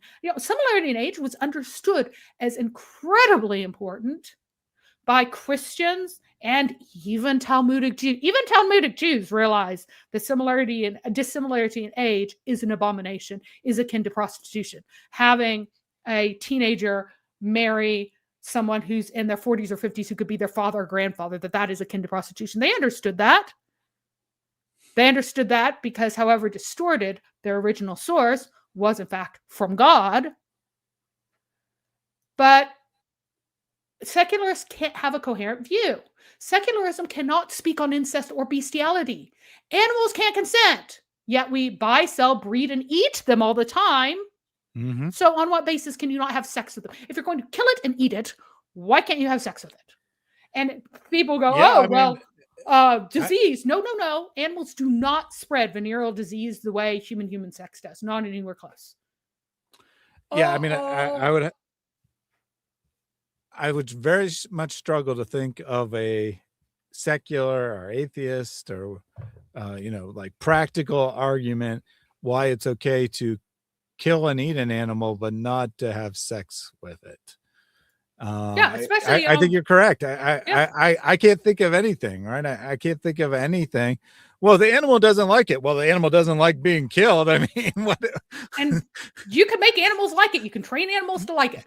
And people do. And that is also true, right? So, okay. Again, you can't argue from consent. Arguing from consent is incoherent. It's ridiculous. If you are not saying that what is the consent for, it's for the formation of a marital union. That's what consent is for. Formation of marital union, which involves the parties concerned because it is a marital union. Yep. There is no consent taboo for incest. Any arguments against bad outcome would be valid against premarital sex generally. Premarital sex generally has bad outcomes for women and men in society. Bad outcomes if you are going to argue from value statements. Well, what about the genetic aspect? Because well, then you should, if you're going to say that that's bad, you might as well kill all the disabled people. I mean, why not? Just forbid any disabled person from ever breeding ever, if that's going to be your concern. That's what atheist morality led to, right? The rise of the eugenics movement. And yeah. and then a certain German, ruined it for everyone. Well, you can have incest. You just kill the kids. You just abort them all. That's or true. You genetically test or them you use birth ones. control, right? Why not? Greatly reduce the odds. Yeah, you're right. So I mean, there's no stance, and again, all of that's value judgments. Oh well, you like this person, you don't like this person, whatever. It's all value judgments, which atheists can't stand on, which secularists can't stand on. They can't stand all value judgments. They can try, but they can't. By the way, all deviant sexuality is kink in a general sense. It is a distortion of the sexual ethics and the sexual purpose, which is the marital union. It is the oneness of husband and wife forming a new cell within the social organism, as I've said several times during this. Cross-cultural studies prove that so-called homosexuality is not an innate orientation. It does not homosexuality as such does not exist whatsoever in male for about a quarter of societies, which means that it's socially mediated. And female homosexuality does not exist in something like 3/4 of all documented cultures. It's even rare. It's much rarer. The false categorization of vices into the category of orientation either excuses or demonizes people wrongly. Either orientation itself cannot be evil. So if you like having sex with animals, if you like having sex with kids, if you like having sex with only close relatives, if that is inborn, either it's not evil at all, or else you're born evil. That's why people are groomed in our society to believe that there are such a thing as pedophilic orientation, that there are those who are attracted to children and therefore they will be attracted to children forever and they should be locked up forever. When in reality, the vast majority of people who are pedophiles are just predatory and it's opportunistic. They are deviant, they're sexually deviant, and they happen to be able to take advantage of children. If you have this wrong view that it's like, oh, they're born pedophiles or something like that, then either it's not evil because it's how they are, or else some people are born evil and we should just kill them all for the way that they're born. That's the only way that's what happens when you miscategorize deviancy into something other than what it actually is, which is a vice. It's an evil. It's Yeah, like so trying to I want to jump in. medicalize all kinds I- of vices. I Go want to ahead. jump in here real quick with the stats, because I was quite surprised about this. And I'm sure there's a lot of people who have the same perception that I did, that it's almost 100% guaranteed for someone who is convicted of a sex crime against a minor to have reoccurrence, because it's, you know, part of their mindset. It's part of the way they are. And in fact, it has a much lower reoccurrence than almost any other type of crime, which suggests that it's very much not, in fact, innate or a mindset or orientation or whatever, which is quite surprising, because I heard numbers like 97% reoccurrence or something. And in fact, it's much lower than, say, robbery. So if you're not robbing someone by your nature, your genetic code makes you rob someone. Are you a robber? Are you oriented to be a robber? Is there a robber orientation? Sexual orientation is as artificial as that, because Exactly, it that's is what a I'm getting at. vice. Yeah, because it is a vice. What happens if you are a habitual thief? Whenever you walk into a situation, what does your mind go to? Stealing. You automatically reflexively case the joint, so to speak. You automatically reflexively look at things that are valuable and are lying about and might be taken. That is a vice. Mm-hmm. All sexual deviancy are vices, some of which are more habitual vices than others. They're all vices. They're not orientations. And it's the medicalization of sin is a massive problem in our society, where we talk about alcoholism rather than that you're a drunkard. We should use terms that don't. Yeah, guess what? You get physiologically dependent on alcohol. That can happen, but it's still a vice. You are still a drunkard. And I'm glad you clarified, because alcoholic. I did want to say that there is definitely, a medical aspect to it, where at a point you become addicted and you can never really fully overcome that. But it isn't like because of your DNA or something, right? It is because of the actions that you took. Well, and there is a possibility of being better, right? There's definitely people who there are many people who are are alcoholics who no longer alcoholics. drink, right? Right. There are many people who were formerly alcoholic. And whenever they talk about, oh, you're always an alcoholic. No, you're really not. You always have a mindset where there is a temptation there. You always have the vice hanging over you as an attraction. Right, because I mean, you're permanently damaged from the result of your sins. You're permanently damaged, and barring miraculous healing, there are long-term consequences to many acts you do, including sexual acts. Well, especially including sexual acts, right?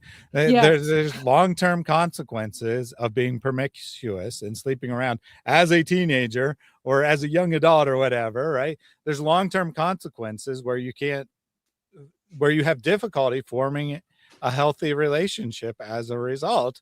That doesn't mean that so we don't want to go either way. We don't want to say like, there are no consequences, or pretend like people who have previously struggled with a sin that it can't still be a struggle. But we also don't want to say like you're just innate. It's just part of your nature. You just have to do it. You have no control, because neither one is true. Well, and keep in mind that once you get entirely free of alcoholic dependency, it's not like being addicted to an opioid, which changes the structure of your brain. It's just always this temptation, which is different than it being like, now you hurt all the time because your natural production is messed up. That's a good point. And that is another. Like, for example, habitual meth use like actually destroys your ability to be happy, right? Without the drug. Like people who have formerly meth users, like they say, I basically can't be happy now, right? It's a struggle every day because the chemical has destroyed my brain to the point where I'm incapable of producing serotonin on my own. And that really sucks. But that's why it should never have done it in the first place, right? There are consequences to sin, right? Sin can be forgiven, but that doesn't remove the consequences. It doesn't remove the harm and the damage done by the sin. So what does make sex in line with the good? Creation is the extension of God, who is love. God's love and good are identical. His love is as good as his love. It's the extension of God into community with that which is not God, with creation, right? As image bearers, we are the ambassadors of God in creation. Our relationships are lesser reflections of the relationship within God. The Trinity itself exists only relationally, not ontologically. So there's not different stuffs of the Father, Son, and Holy Spirit. And between God and creation itself. The core of this is the family unit, which consists of husband, wife, and then extends to child, echoing Father, Son, extending to creation, Christ Church extending to the infants in Christ. The replication of husband, wife into husband, wife societies within creation, that's, working dominion and working the garden on having dominion in community with God, having the mind of Christ. That is the end of human creation relations. Sex is a means of corporeal unification of husband, wife, of the image bearing in the role of multiplier, the imager's little creation. Its pleasure is not incidental to this. Not incidental. It is built in for a reason. Bliss in union is not accidental, nor is the erosion of two-ness and the bonding into oneness a mere side effect of cascading chemicals. It is intentional, designed. Anything else is misuse, abuse, sin, and evil. All sin is ultimately an offense against God himself, but is also an offense against his creation. You can sin against yourself as well as against others. Mm-hmm. Well, and has consequences, right? It's not arbitrary. God doesn't just arbitrarily say some things are not allowed. Everything that's classified as sin is harmful by nature, right? Some things are more harmful than others, certainly, but everything that's a sin is harmful against the person who is sinning. It's harmful against the person being sinned against. It's harmful against society. So on and so forth. There is no such thing as something that is sinful, but it just doesn't really harm anyone. That's not a thing. All right. So pornography itself is a crime against God. It has historically always been illegal. It has been illegal in the West. It's been illegal. It was understood to be an evil and therefore illegal.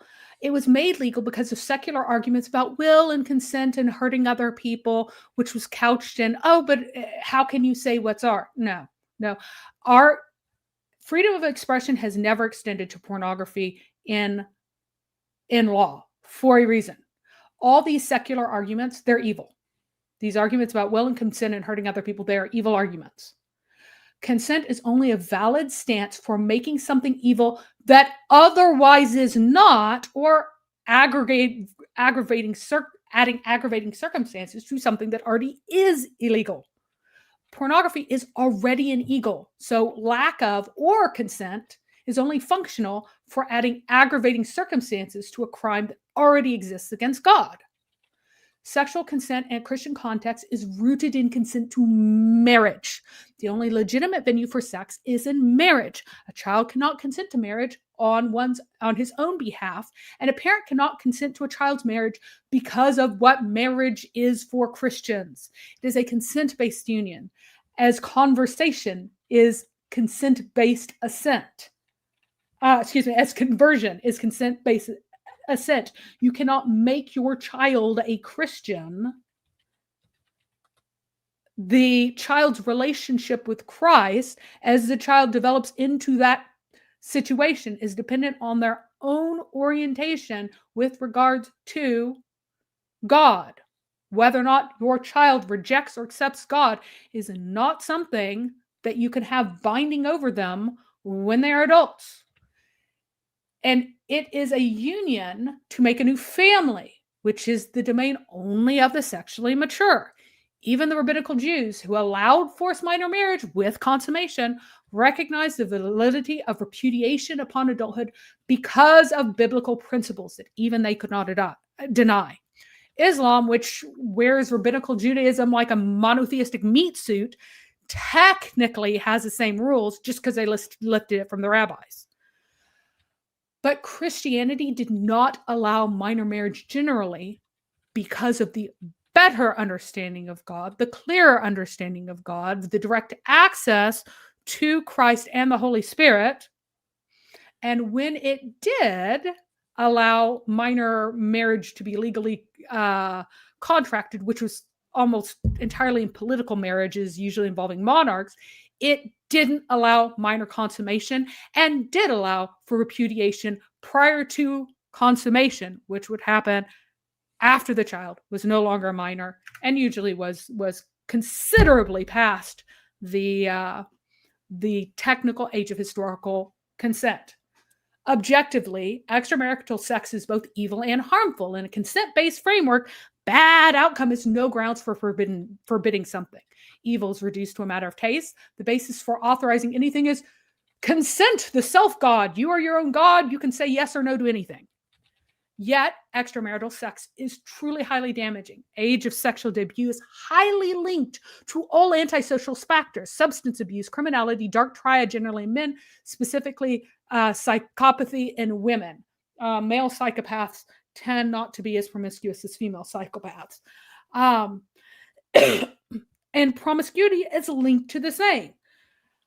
Promiscuous men even abuse women more. Women's lifetime mental health, meanwhile, declines to a low plateau with every sexual partner above one. If you have more than one lifetime sexual partner as a woman, on average, your mental outcome is measurably lower than women who have only one lifetime partner.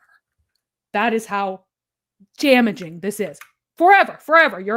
Your teenage hookup, your one night stand, your boyfriend that you had for 3 years, whoever it is, before your final partner, your divorce and remarriage is permanently damaging to you and has bad outcomes. So let's sit on that for a second. Let me take a couple of messages.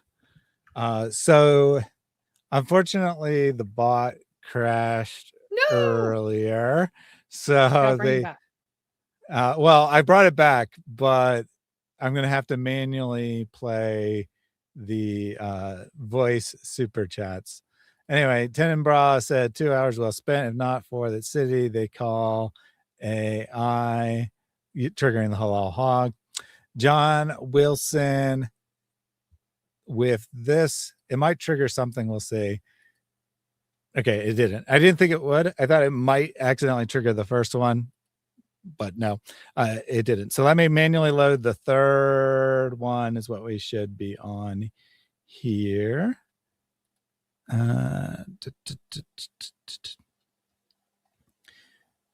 Because I've had some internet issues today, and it couldn't connect at some point, and that's what happened. All right. Play. Hey hyena, I'm the king of this here super chat, so pack your bags and get out of here, boy. Yes, the ape does not like the new hyena in the woods, so to speak. And we also had, thank you, John Wilson, for that one. And then we had one from Songs of Relief as well, which I can trigger much quicker now that I've remembered how to do it. Wrong ape. I am the greatest of all time. So the animals are at war with one another. Thank you for your donations today, Songs of Relief and all the time. Cargo Crew earlier said the good is something which may be defined by atheists as doing something which benefits the max number of people to the maximum degree. Yeah, you can make that definition, but there's no basis for it. All right. Who is to say that the maximum number of people benefiting from something is more good. Also, you have Yeah. to define what benefit means. What's But benefit? but let's just say, for the sake of argument, we can define what benefit is. But who's to say the maximum benefiting is good? Maybe it should be that the best benefit, right? The small number of people who are better, right? More Or the degree to which genetically people benefit, advantaged, right? have, who are able to produce more children. That's what's good for humanity, producing more children, right? Perpetuating the genes. So who's to say that that's not what's best? And also, this system says, well, okay, let's here's how quickly it's going to lead to incoherence, right? You say, okay, well, we could kill Elon Musk and distribute his wealth to everyone on Earth. Of course, they'd only get $1, but or a few dollars. But still, that's benefiting everyone except for one person.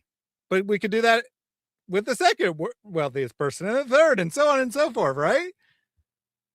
In fact, until you're down to 3 people, more people are benefiting from killing someone and redistributing their wealth than are losing out. So just because it's more people doesn't mean it's more good. So this doesn't actually help any. Plus, there's nothing to say that benefiting people is good to begin with. You have to assume that the benefit of humanity is good. Some would say that the best thing we could do is wipe out all of humanity because that'll benefit all the other animals on the planet. I mean, it's completely arbitrary. Sure, you can come up with an arbitrary definition, but it doesn't make it not arbitrary. And obviously, this isn't what Cargo himself would say, but this is what many atheists would say. And I did want to address this as well from Snoopy saying, making babies is what sex is meant for. Not really. I mean, it's one of the purposes of sexuality, but it's not the only purpose. It's not the only reason that sex is given to us, right? It also binds two people together, which is why extramarital, premarital, whatever sex is so damaging, because the sexual act by nature binds people together. It's for much more than just procreation in a biblical understanding and in a scientific, measurable way as well. All right, we can get back to your presentation now. Yep.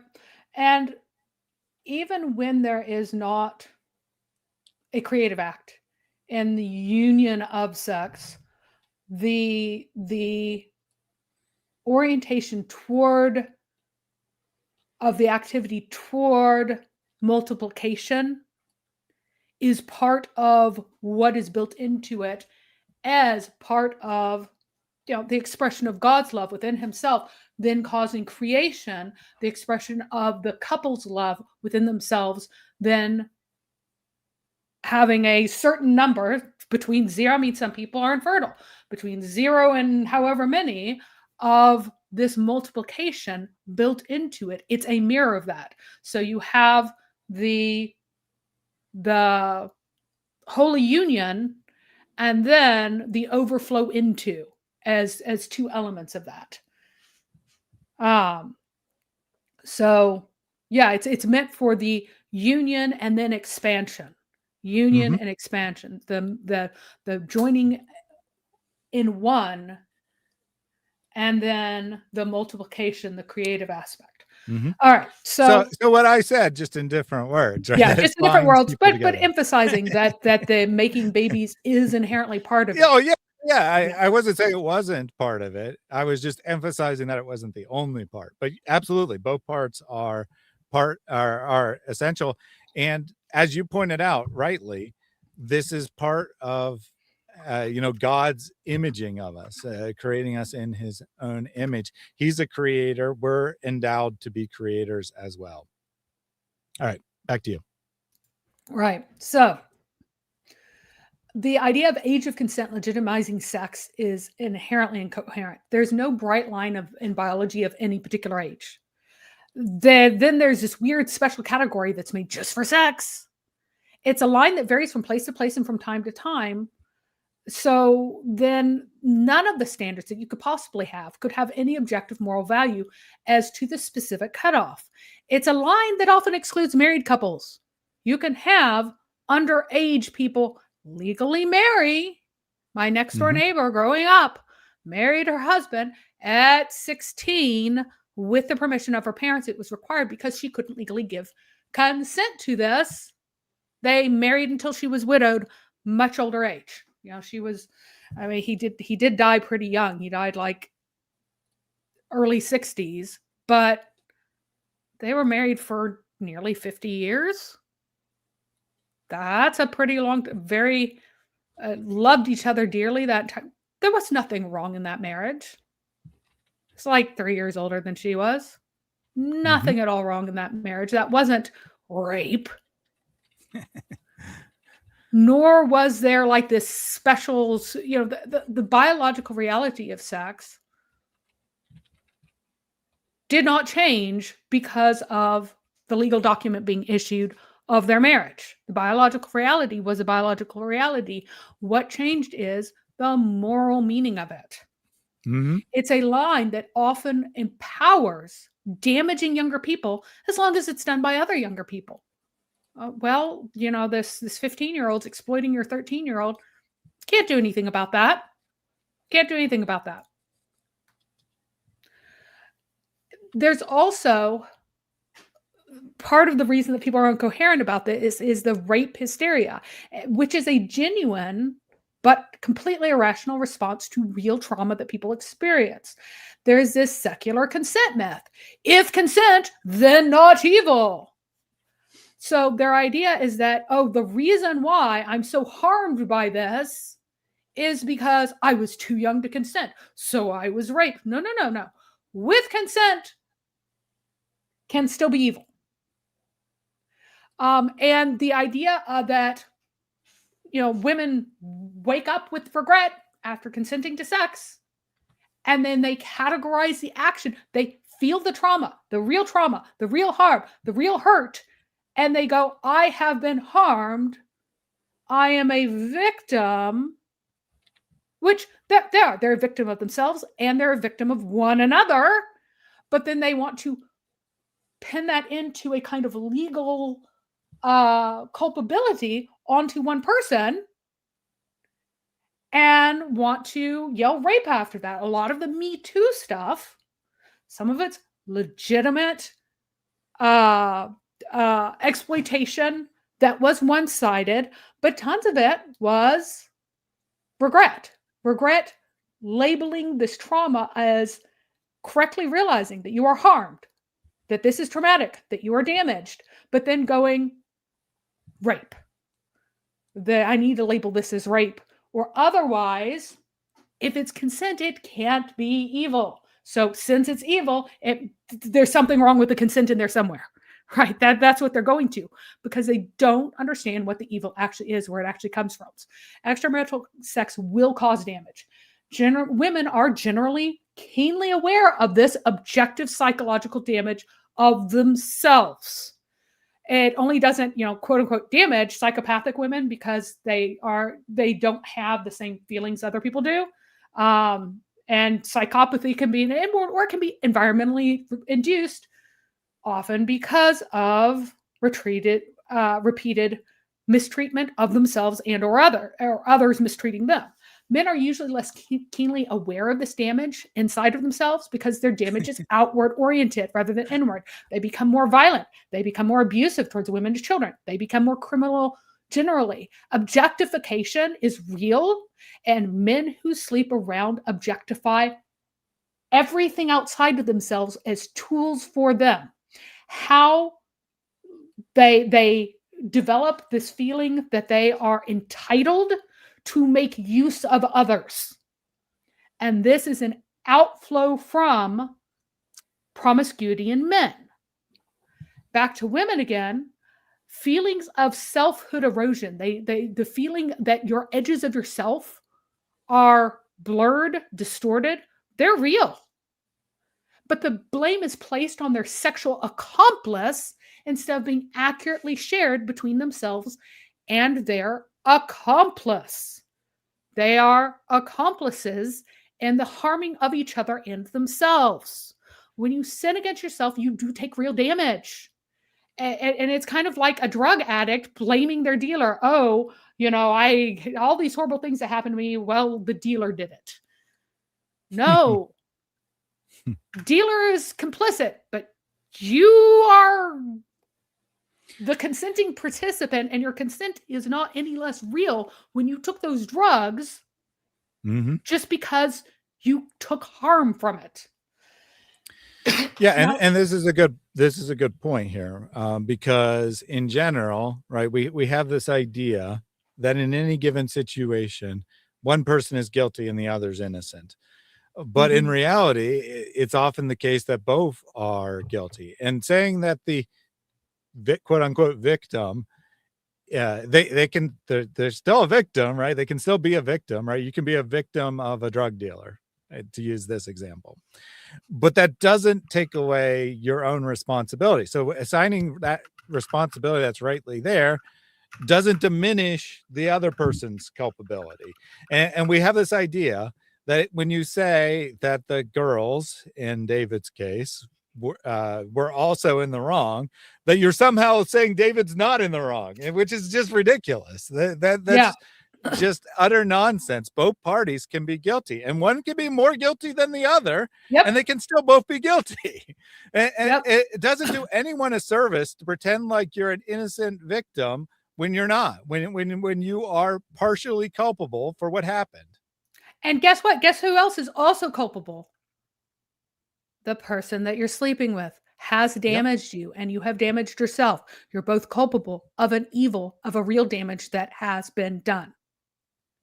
Now, do you know what you can't consent to? You can't consent to things like, oh, you and your buddy get together and you want to chop off your own hand. You can't consent to that. Why not? In legality, it's still, it's still an attack. They're still culpable for the harm that they do to you if the two of you together chop off your hand.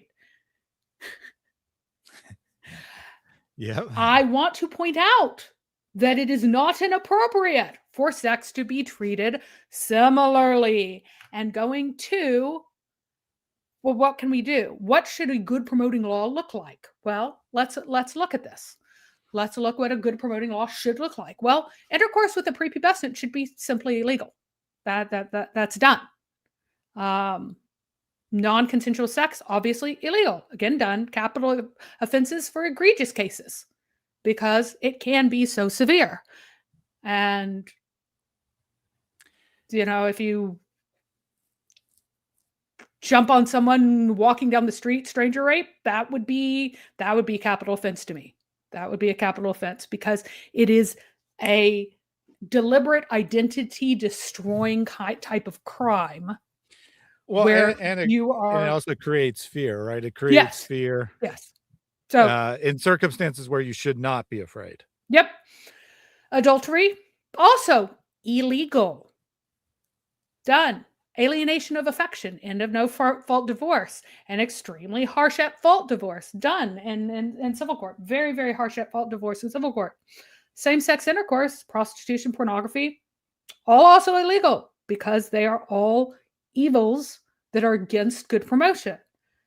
Bigamy, based on historical marriage validation, meaning that if you say you're married, you are married, illegal. Unmarried cohabitation should be unrecognized, unsupported, and not tolerated. So what happens when a young post-pubescent girl has sex with anyone of any age outside of marriage?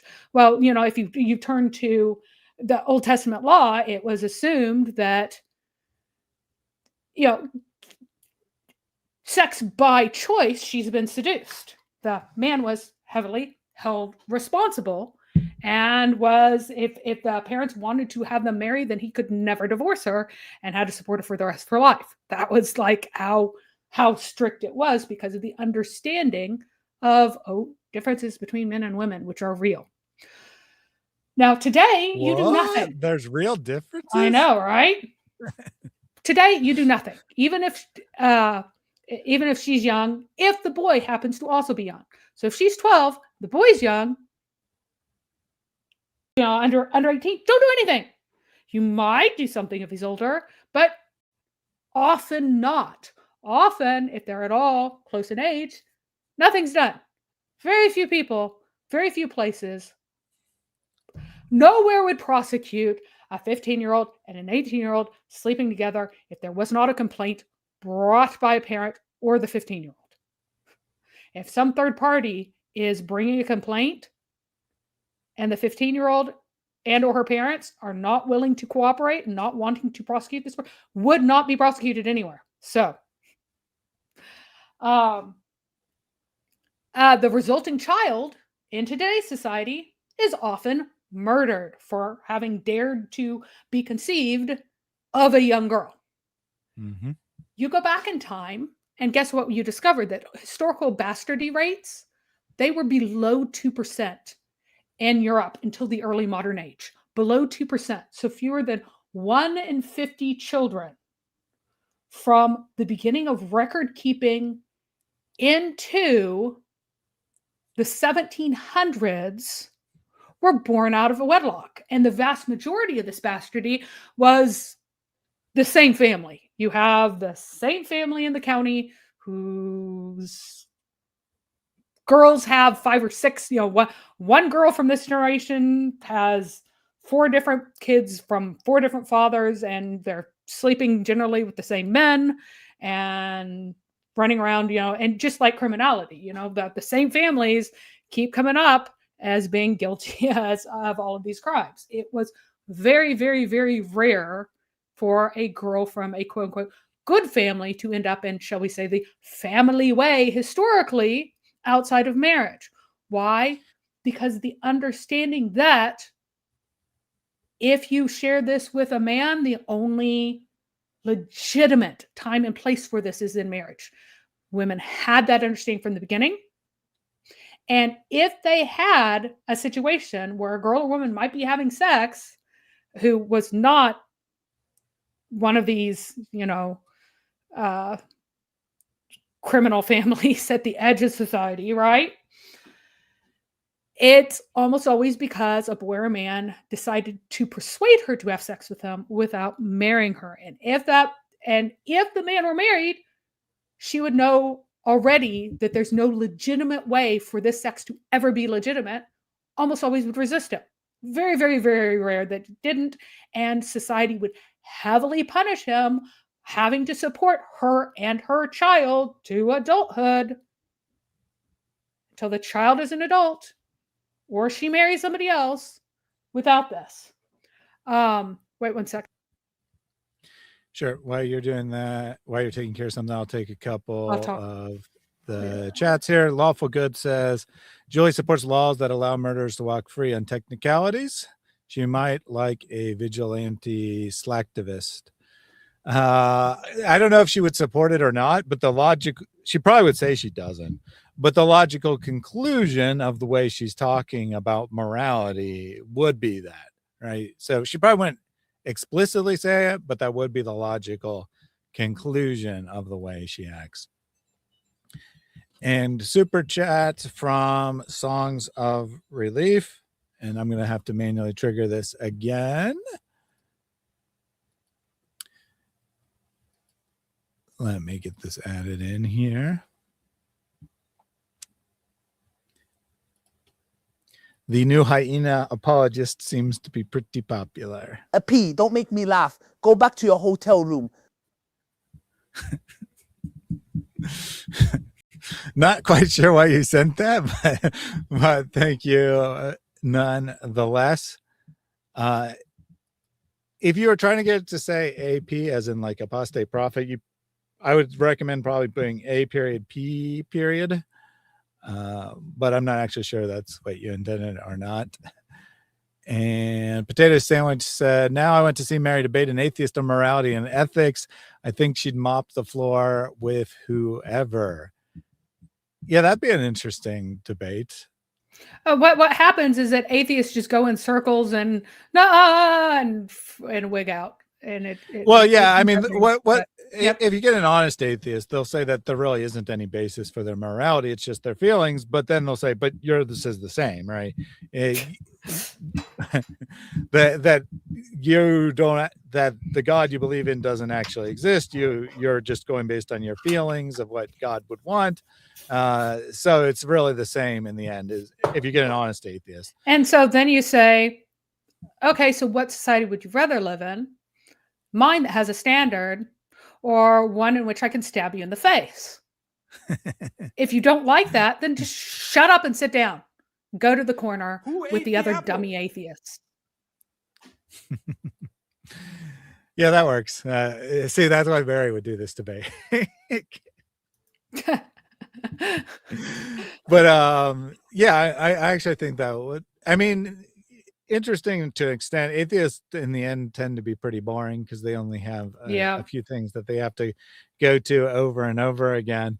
And now the other now you will get two other possibilities. One is that they'll try to establish a moral principle based on human worth, but they have to first assume human worth, which is unjustified in their system. Or a newer strategy will say that moral laws are just intrinsic to the universe, the way that natural laws are, which technically could work, but the problem is it doesn't match with reality. It doesn't match with observable reality, because animals don't seem to have any moral laws, but they still have to follow natural laws, right? You can't violate natural laws. Moral laws don't work the same way as natural laws. So to say they're intrinsic doesn't really work. It works if you make that assumption, right? Then you can make a coherent system, and they're discovered like the way we discover natural laws. Problem is, it doesn't match with reality. It doesn't match with observed reality. So you're just making a statement that doesn't match with anything. But those are the only three strategies you have. Yep. Is like just saying, yeah, there is no such thing as good, saying that humans are inherently good without justification, or saying there's more intrinsic moral laws without justification. Right. So part of the point of this slide was that removing a minimum age or instituting a minimum age of consent, a minimum age of marriage, which is above the age in which women could end up pregnant in a historical setting, would mean that certain males would be able to go around without any consequences, sleeping with girls, getting them pregnant, and causing them to be in a lifetime of poverty and difficulty, because to raise a family and support a family and feed a family was very expensive in the past compared to the present. Very important from the past, very, very expensive in the past. And so the possibility that a girl with a child would be able to, as one person and raising a child, be able to support herself and feed herself and her child, very low, very low. And by having an age of marriage that was above the age at which she could get pregnant, it would give a window in which men could behave with impunity, which is why, even though all Christian societies thought it was bad for girls to marry particularly young, they allowed the possibility to prevent the worse evil of some scumbag getting a girl pregnant because she was very young and then getting away with it. That's why these rules existed. So the ideal age of marriage differed greatly from the legal minimum. Typically, it was understood that upper teens, lower 20s, and by upper teens, I mean like 17 was still considered fairly questionable for a girl to get married. In the Middle Ages, the only people who were marrying younger than that were nobility who didn't have to necessarily, they hadn't yet inherited and they were living inside of the house and things like that. And they had entirely different concerns. But for normal people who ran normal households, 18 was kind of the younger end, and 18 to 23 was considered the ideal age for women for females to marry, and 21-ish was considered really an ideal age for men to marry, because they're old enough to be responsible and it'll keep them out of trouble because it'll keep them busy with a wife rather than them running around and becoming miscreants in society without wives. So men being between 18 months and 4 years older was considered ideal in historic Western European society. So technically, legal marriages were also challenged and interfered with through various legal means whenever greed or lust was relying on the wider allowances of law to get away with things. That these younger ages really were considered kind of this stopgap, prevent the worst from happening. And if sketchy stuff was happening, neighbors would interfere and prevent the 14-year-old from marrying the 20-year-old in the next county and be like, dude, no, you guys can just wait a while, chill your heels, right? But if, a 13-year-old, her belly starts swelling, they'll go, all right, where's the dad? Get there right now, get them married if they aren't already secretly married. Like that. But those are trade-offs for when things go wrong, when things go bad, because we live in a fallen world where people exploit, where bad things do happen. So, new rational vision. So you're saying that we have to acknowledge that sin takes place and craft ideals and morals and laws around not just what we want to happen, but what could happen. What could happen, well. Right? That's why that's 12-year-old marriage there, was Mary. allowed, because of what might happen, because of what could happen. No one thought it was a good idea for 12-year-old girls to be married and having sex in the Middle Ages. Nobody thought that. No one thought that was a good idea. In Christendom, I'm leaving out Islam because, of course, they're perverted and disgusting. In Christendom, no one thought that this was a good thing to happen, but for it to be a stopgap to prevent a worse evil, it was better than. That's what it was considered. That's why 12 was the age of marriage, because girls younger than 12 didn't really go through puberty. That's why 12 was the age. So here's my spicy Mary ideal society, new rational vision. Ooh, spicy Mary. Spicy Mary. So there should be no idea of consent outside of consent to marriage. All sex with underage people should be criminally liable, just as child porn is. Children don't get away with child porn because they're children. Today, if an underage girl has a bastard, it does not damn the girl to poverty anymore, because we're in a much more wealthy society. There's greater general wealth, there's adoption, and there's the practicality of sending kids to live with other relatives without making them poor also. In near age relationships, guess what? I would make male responsibility the rule. Why? Because I acknowledge differences between men and women. Unless there's contrary evidence, that's fair. Right? Male responsibility should be the rule. Why? Because the vast majority of cases of sex, especially a girl's first time, is due to the near age male being, pressuring being the driving force, shall we say, for the intercourse. So in near age relationships, male responsibility would be the rule. And again, guess what, guys? I'm not a feminist. I don't even believe most women should vote. So don't come with me, but my feminism. No. If men lead, men must take responsibility.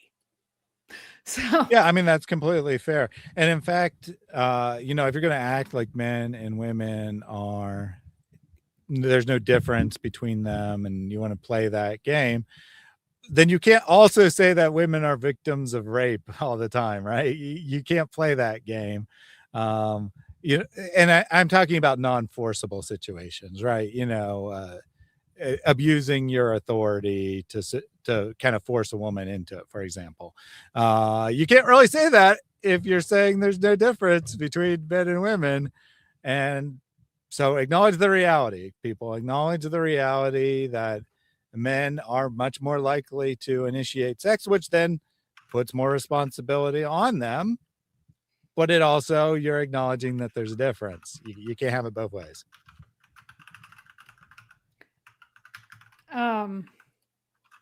Morkay said in the late 1800s, women over 25 were considered that's not spinsters. I don't really think that's fully true. That's not Yeah, I don't actually think that's really true. So the richer you are, the more likely you were to marry younger. So if you were very wealthy and you're over 25, you'd start to be pushing it. If you were poor, not so much. Marriage, the typical average age of marriage was like in the middle of the early 20s for most of the 19th century, middle of the lower 20s, but plenty of girls married in the upper 20s. It was really over 30 was really only whenever you were considered kind of a true spinster. A woman who was even 26, 27, 28 could just be biding her time. Usually by 28, one would expect her to have someone that she's getting, she's making her choice. She's throwing out her hat.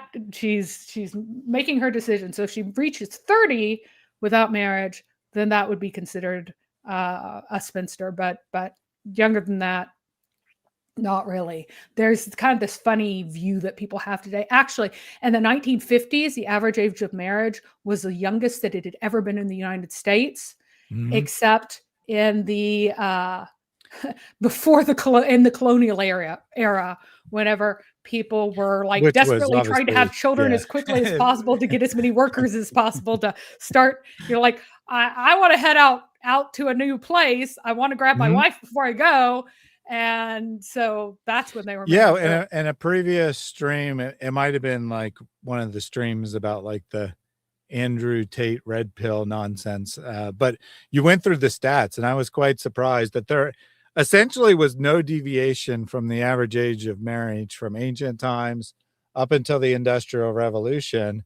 And then it dipped, right? Ignoring the special circumstance of the a colonial era or a frontier land, right? But worldwide, right? Very little difference until post-industrial revolution, where it dipped and then rose rapidly in the last, 30, 40 years. Yep. So because we tend to think that everyone was getting married at 18, 20-ish, maybe even 16 in 2,000 years ago, and that just wasn't true. That's just not the case. The average age of marriage has been pretty consistent for women like 20-ish and men like 24-ish on average, or something like that. Yeah, throughout world history. Yeah, wealthy Romans did tend to marry off their daughters quite young, but they were the exception. Like the ancient Germans, they married their daughters in their upper teens. And we're talking about like Iron Age Germans, upper teens. And Romans acknowledged that's smarter. That's better. It's better for the women. It's better for the couple because they're more similar in age. It's better for the relationship. It's better for the children. That is a superior way of doing things. We should be doing that more, but people are greedy and wanting to secure inheritances and stuff like that. And that's why people are marrying their daughters off younger, is for these bad reasons. Like they acknowledge that they were wrong for doing this. But anyway, if you're older than I just thought that was very interesting that we have this perception about the past that doesn't match reality. Totally and it's probably because of the dip, right? It's probably because of the dip. Then we just assume the dip and the rapid rise recently. We say, oh, well, if you go back further, it goes down more, but that's not actually the case. Yep. So if you're older than the age of marriage, which would be identical to the age of consent, whatever our society decides to make that to be, then I would say that one night of cohabitation plus intercourse together would equal legal marriage. You're done. You're married.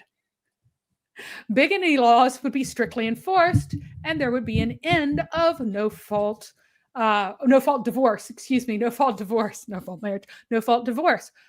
That would do amazing things for society in terms of the sexual marketplace. Absolutely upended. Absolutely and completely upended. Adulterous or physically abusive partner would be strongly punished in a divorce regarding assets and custody. If you are physically abusive or you are sleeping around, you shouldn't see your kids. You've made a decision that you do not love your children enough to be faithful to your spouse. Unmarried adults of either sex should be strongly punished in civil court for sex with someone that they knew was married. The only exception would be a power differential that makes this circumstance abuse. So, like a married man who was abusing an employee or somebody else that or exploiting someone with the power differential. Unmarried women of similar or younger ages to men, similar lower power, should be enabled to sue men for abuse of affection in civil court in cases of premarital sex. Again, making men more responsible. You're going to be the leader. You're also going to have more responsibility in cases of premarital sex if he isn't married or she is unaware that he is married. So if they've been persuaded on sweet nothings and promises of future and relationship, should be allowed to sue him in court. So this is my very un-PC, highly historically effective. It's effectively framework. violating an oral contract, right? Yeah. To promise one thing when you're really just looking for some sex, and then you're going to move on to the next girl, right? Yep. I just want to clarify here. Sebastian said, "Wait, is marrying later good?" Not in an absolute sense.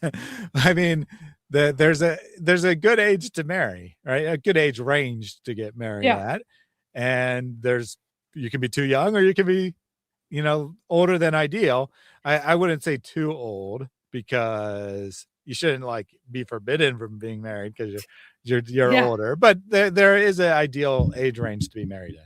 So historically speaking, if we look at the great sweep of Western Christendom, the ideal age for women to marry was generally considered between 18 and 24 as perfect ideal age. If you have a lot of younger sisters, then they would kind of want you to be married a little bit earlier so that they could be the oldest sister in the family looking for the next husband or whatever, and the wife could devote all her attention to marrying her off or whatever. But in general, just in society generally, 18 to 24 was considered kind of perfect age range. Anything younger than 18, even in the 1700s, even in the 1600s, even in the 1500s, people would kind of question whether or not that person's mature enough to be a wife householder running an entire house. Are you really unless mature they enough grew for up that? in the desert, then they would mature faster as Yeah. But they would question whether or not that their full maturity that they've kind of left behind and they saw an age of maidenhood where you have interest in the opposite sex and courtship and everything else. Very often that age was often considered to start from about age 16. The legal age of marriage was still 12 for girls in that time, but that was for dealing with exceptional circumstances and the evils of men, basically mankind, not just males, but the evils of mankind. And it's for dealing with the edge cases, the outliers, when things go bad, what would be worse rather than kind of what's ideal. So I would make...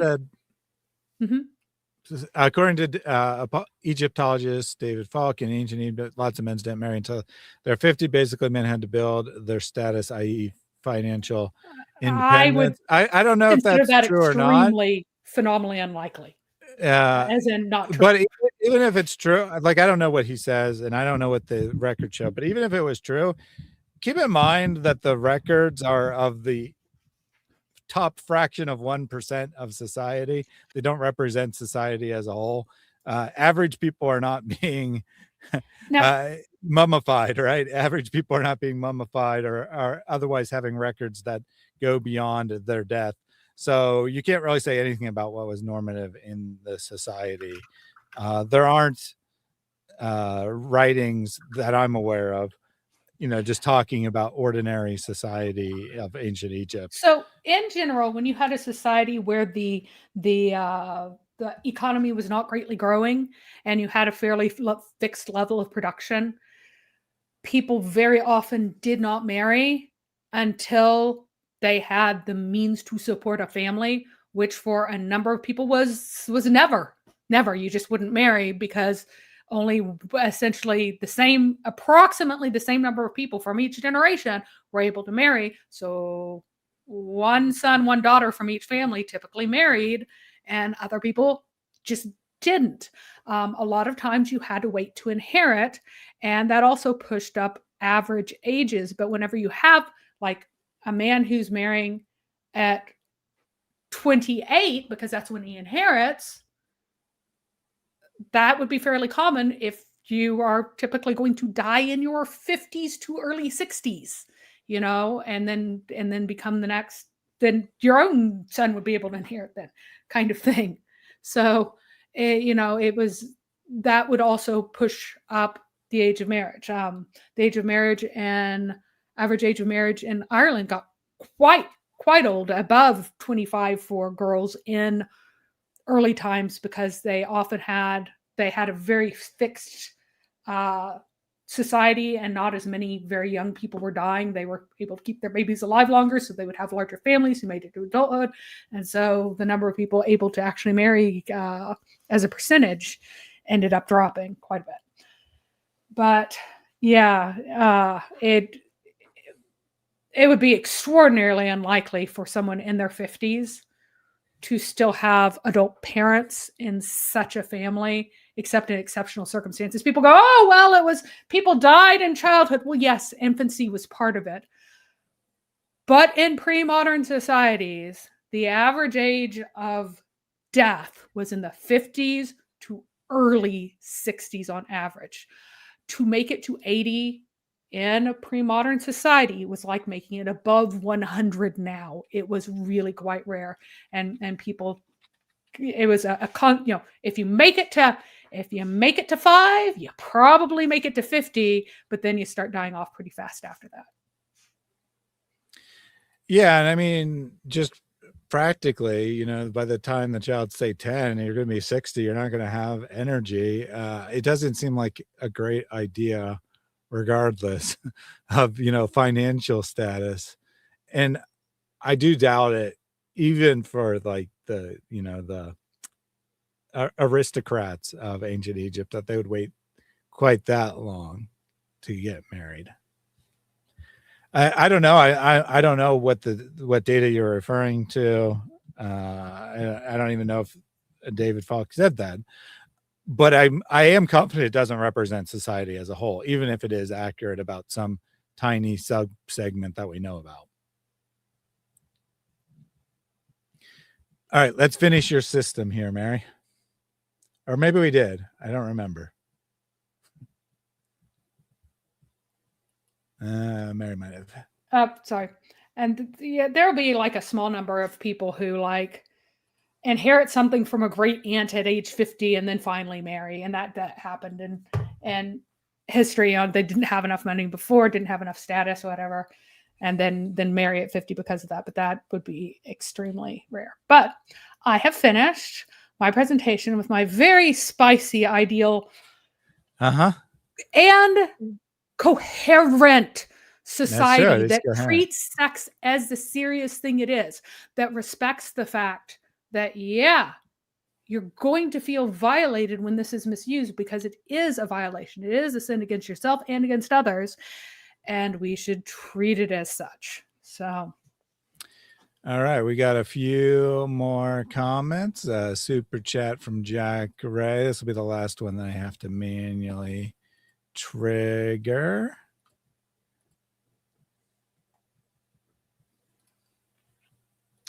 And here we go. How like you, Julie Roy's, the woman doth protest too much, methinks.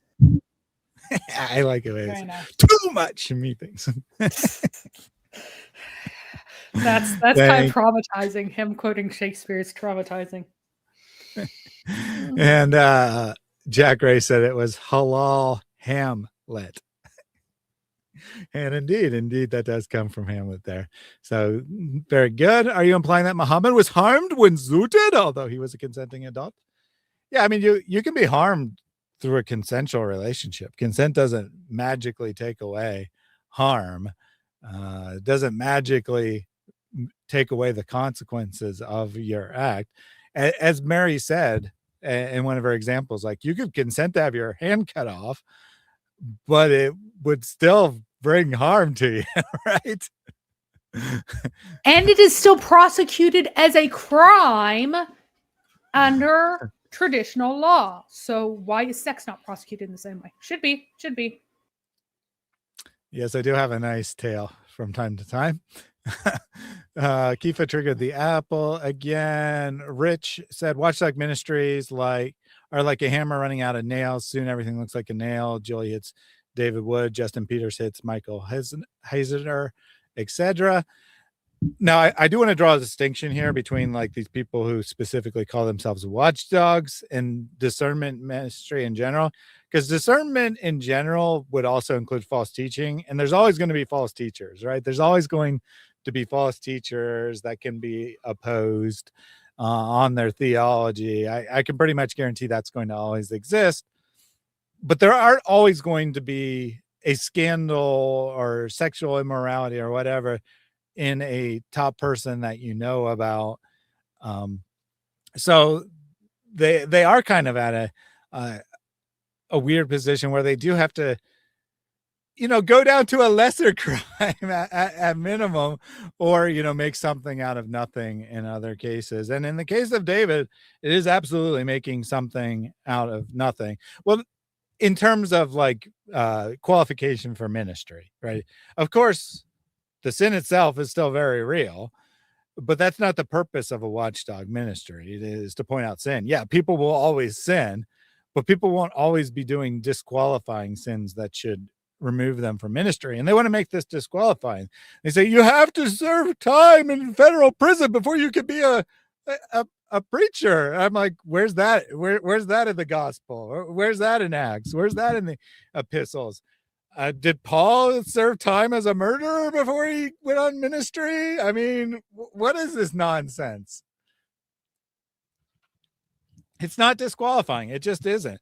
And you could, if the actual circumstances are not really child endangerment circumstances, but let's say they were, right? Let's say that the circumstances were different and David was, fully an adult and seduced a teenager. Well, then I would say, yeah, you probably shouldn't be involved in youth ministry, for example, right? You probably shouldn't be leading a youth group or teaching children or something along those lines, as a matter of practicality and whatnot. And throughout this, I'm assuming that you did this as a atheist, non-believer, or other non-believer. If you did it from a ministry position, it would be disqualifying, right? If David did what he did while working as a official representative of the church, it would be permanently disqualifying, in my opinion. I don't believe in this garbage that these people, ironically, these watchdog people are like, well, you got to take some time off and heal.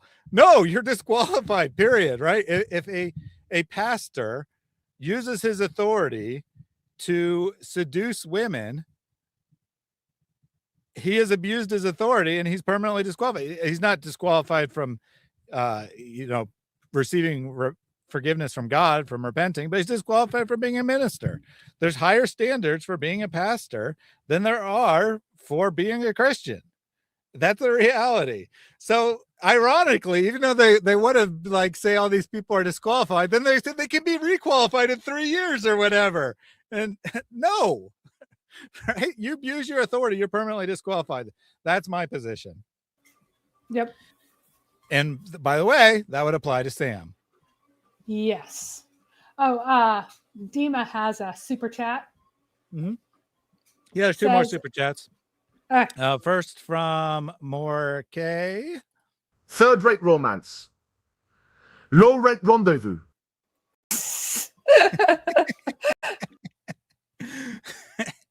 Very good. Thank you very much for that. And then the one from Dima Escapee. I'm not quite sure what that means, but Dima Escapee with a super chat. And it might take Early, and this is indeed a sign, yet most of them are not believers. Give alone to Allah. Give alone to Allah. Ride the wings of Gabriel. Give alone to Allah.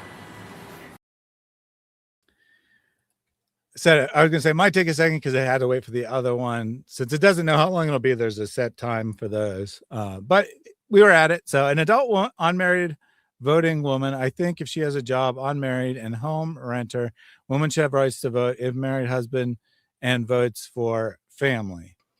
Nope. So you said So most here's mine. women would be disqualified. You didn't actually go into your voting criteria. So, I happen to ready know for what this they one? are, You've but- heard this one. It's spicy. Ready, everybody? It's super spicy. The only people who can vote are those who have 2 or more children, only children born in wedlock, never divorced, and the head of households votes. So this means that only married men with wives that they've never divorced with 2+ children would be voting, or widows. That's what it would mean. Those are the only people who should be voting. Why? Why this requirement?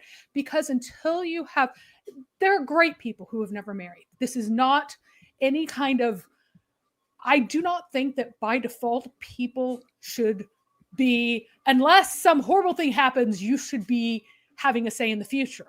I think that that ought to be for those who have skin in the game in the future and have displayed a certain level of consistent good judgment and good behavior both. Sometimes you marry somebody who ends up being a dirtbag.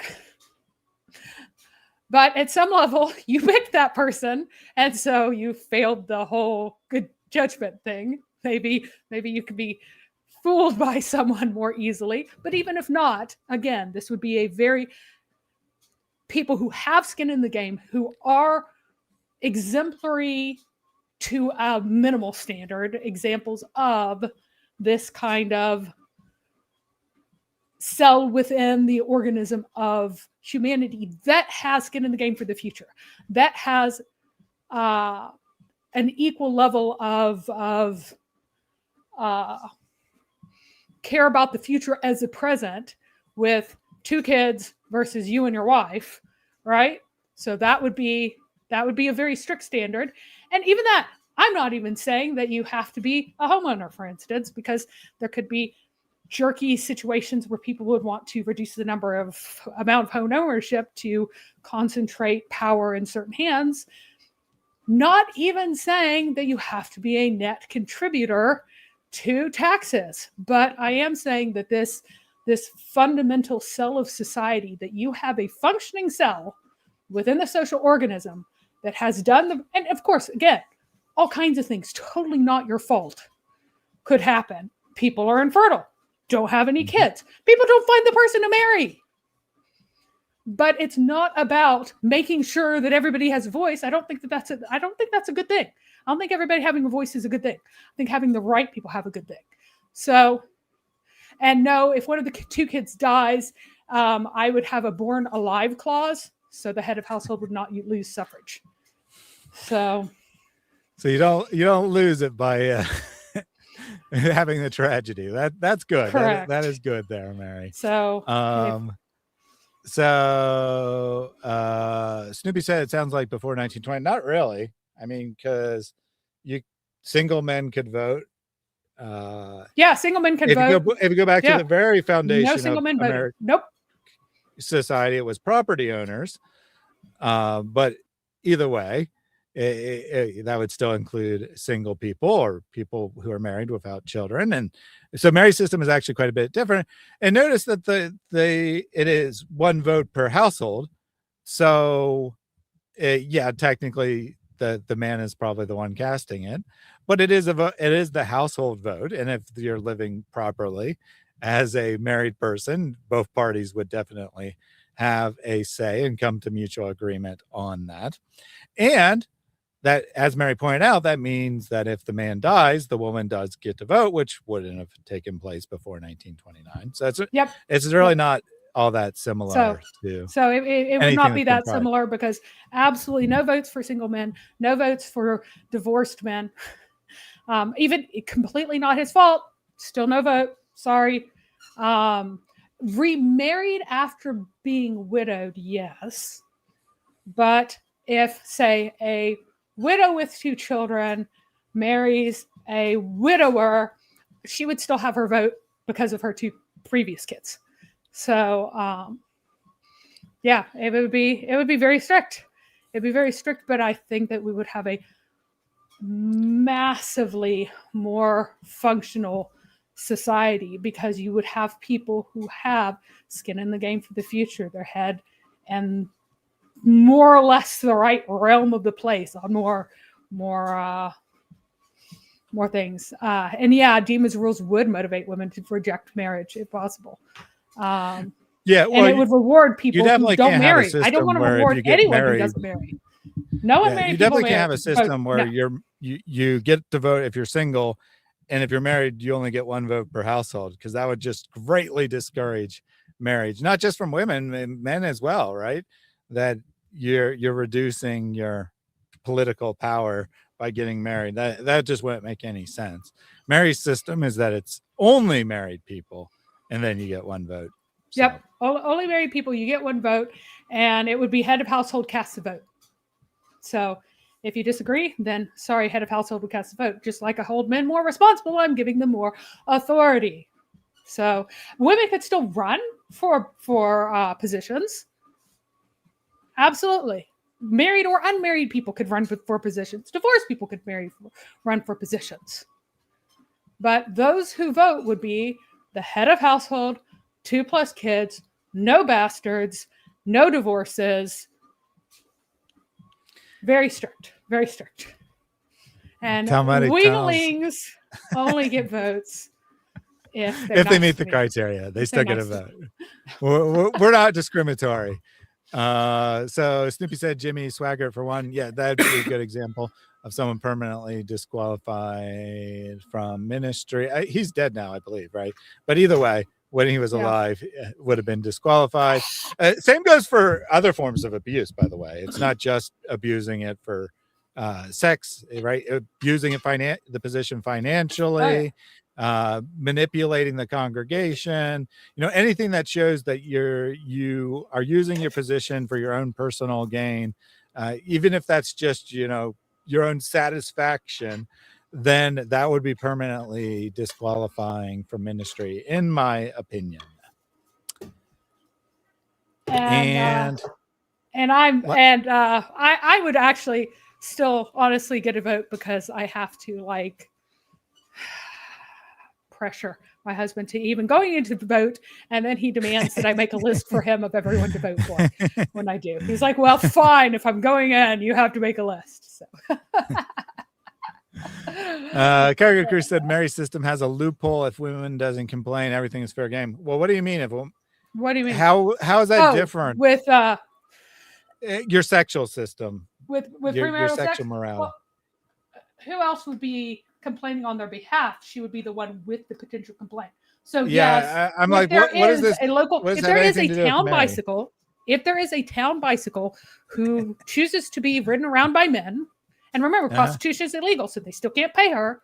But if there is a town bicycle and she chooses that, then potentially she could just get ridden around. But she could also go, hey, I'm sick of this, and complain at any point, in which case the men would be liable. Even if she was a town bicycle, she could still complain at any point and get compensation. Yep. I don't know why he says this is a flaw of your system, though, right? Because if a woman doesn't press charges in the current system, everything's fair game. Exactly. Or whatever, like right? literally anything. Yeah, so I'm not sure what this has anything to do with your system. Honestly, obviously, if someone is a victim, they have to raise a voice or no one knows about it. That's just a basic statement of reality, right? Like, let's say you own a store and someone comes in and they take a bunch of stuff and they leave the store. If you don't raise your voice, there's no consequences, right? If you don't call the police, then they get away with it. I mean, I don't understand how this is supposed to be a critique of you, to be perfectly honest. So Rich said, in your personal opinion, is Michael Brown disqualified? That's a good question. Because, okay, so let me break this down. I didn't say all sexual sin would be disqualifying. And the sexual, assuming that everything is true, and I think that there's good reason to believe it is, it was, kind of a lust type situation. And I would certainly say it's not disqualifying. I would say that a one-night stand would be permanently disqualifying. My opinion, again, Mary might feel otherwise. I wouldn't feel that a sexual slip would be, in and of itself, would be disqualifying. It's if you use your authority to get into that position that makes it disqualifying. It's a sin either way. It's wrong either way. There's repentance required either way. But one disqualifies from ministry and the other does not. Now, where Michael Brown gets into trouble is that he, instead of just admitting that he was in error and moving on, he's tried to cover this up for 20 years, something like that. Yep. That's where I would say that would be disqualifying to me. Not like the original sin is serious and on the cusp of not quite over the line, but very serious. But his rejection of culpability would be what would be disqualifying to me. Yeah, and that's what I was going to say as well. That the fact that he has not just covered this up, right, not just failed to admit it, but actively attacked people who've brought this up and acted like they were being completely unreasonable and it was a witch hunt and all that. It's hard for me to see how that wouldn't be disqualifying, which is a real shame because Michael Brown is an amazing scholar and has done great work, but our moral standards are more important than the work someone does.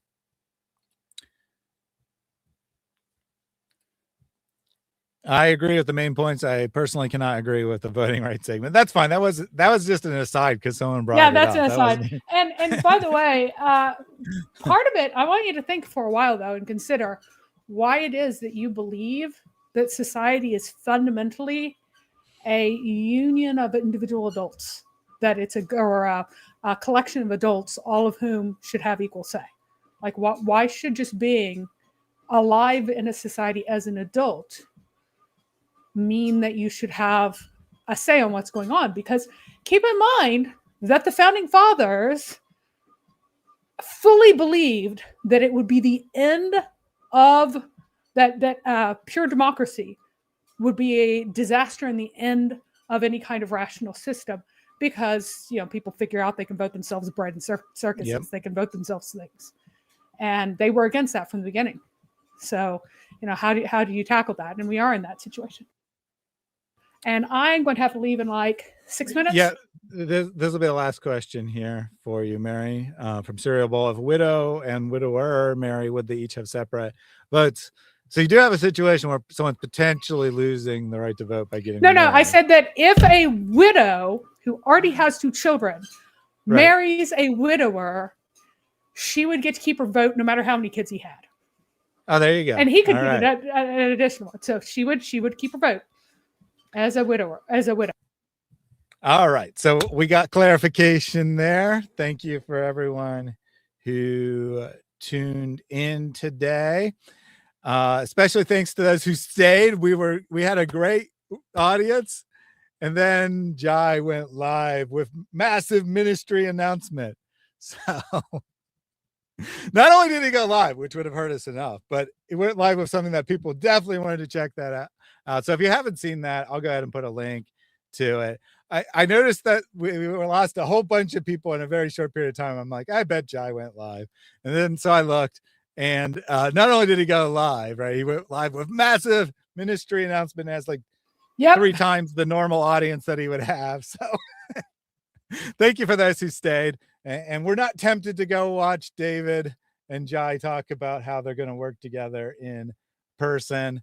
I'll put a link in case you want to check that out and you haven't seen it yet. Or maybe you did go over there, stayed for 5 minutes and came back. Either way, that's perfectly good too. Thank you for tuning in, everyone. We'll be back with Mary on Thursday. We'll do some kind of reaction stream. I haven't decided on the exact topic yet. I'll probably plan to stream solo on Friday. We'll see. Don't have any plans for tomorrow. Until we meet again, have a wonderful rest of your day, and we'll close out with Pastor Jake. Pray this ceaselessly. Lord Jesus Christ, Son of God, have mercy on me. Lord Jesus Christ, Son of God, have mercy on me. Lord Jesus Christ, Son of God, have mercy on me.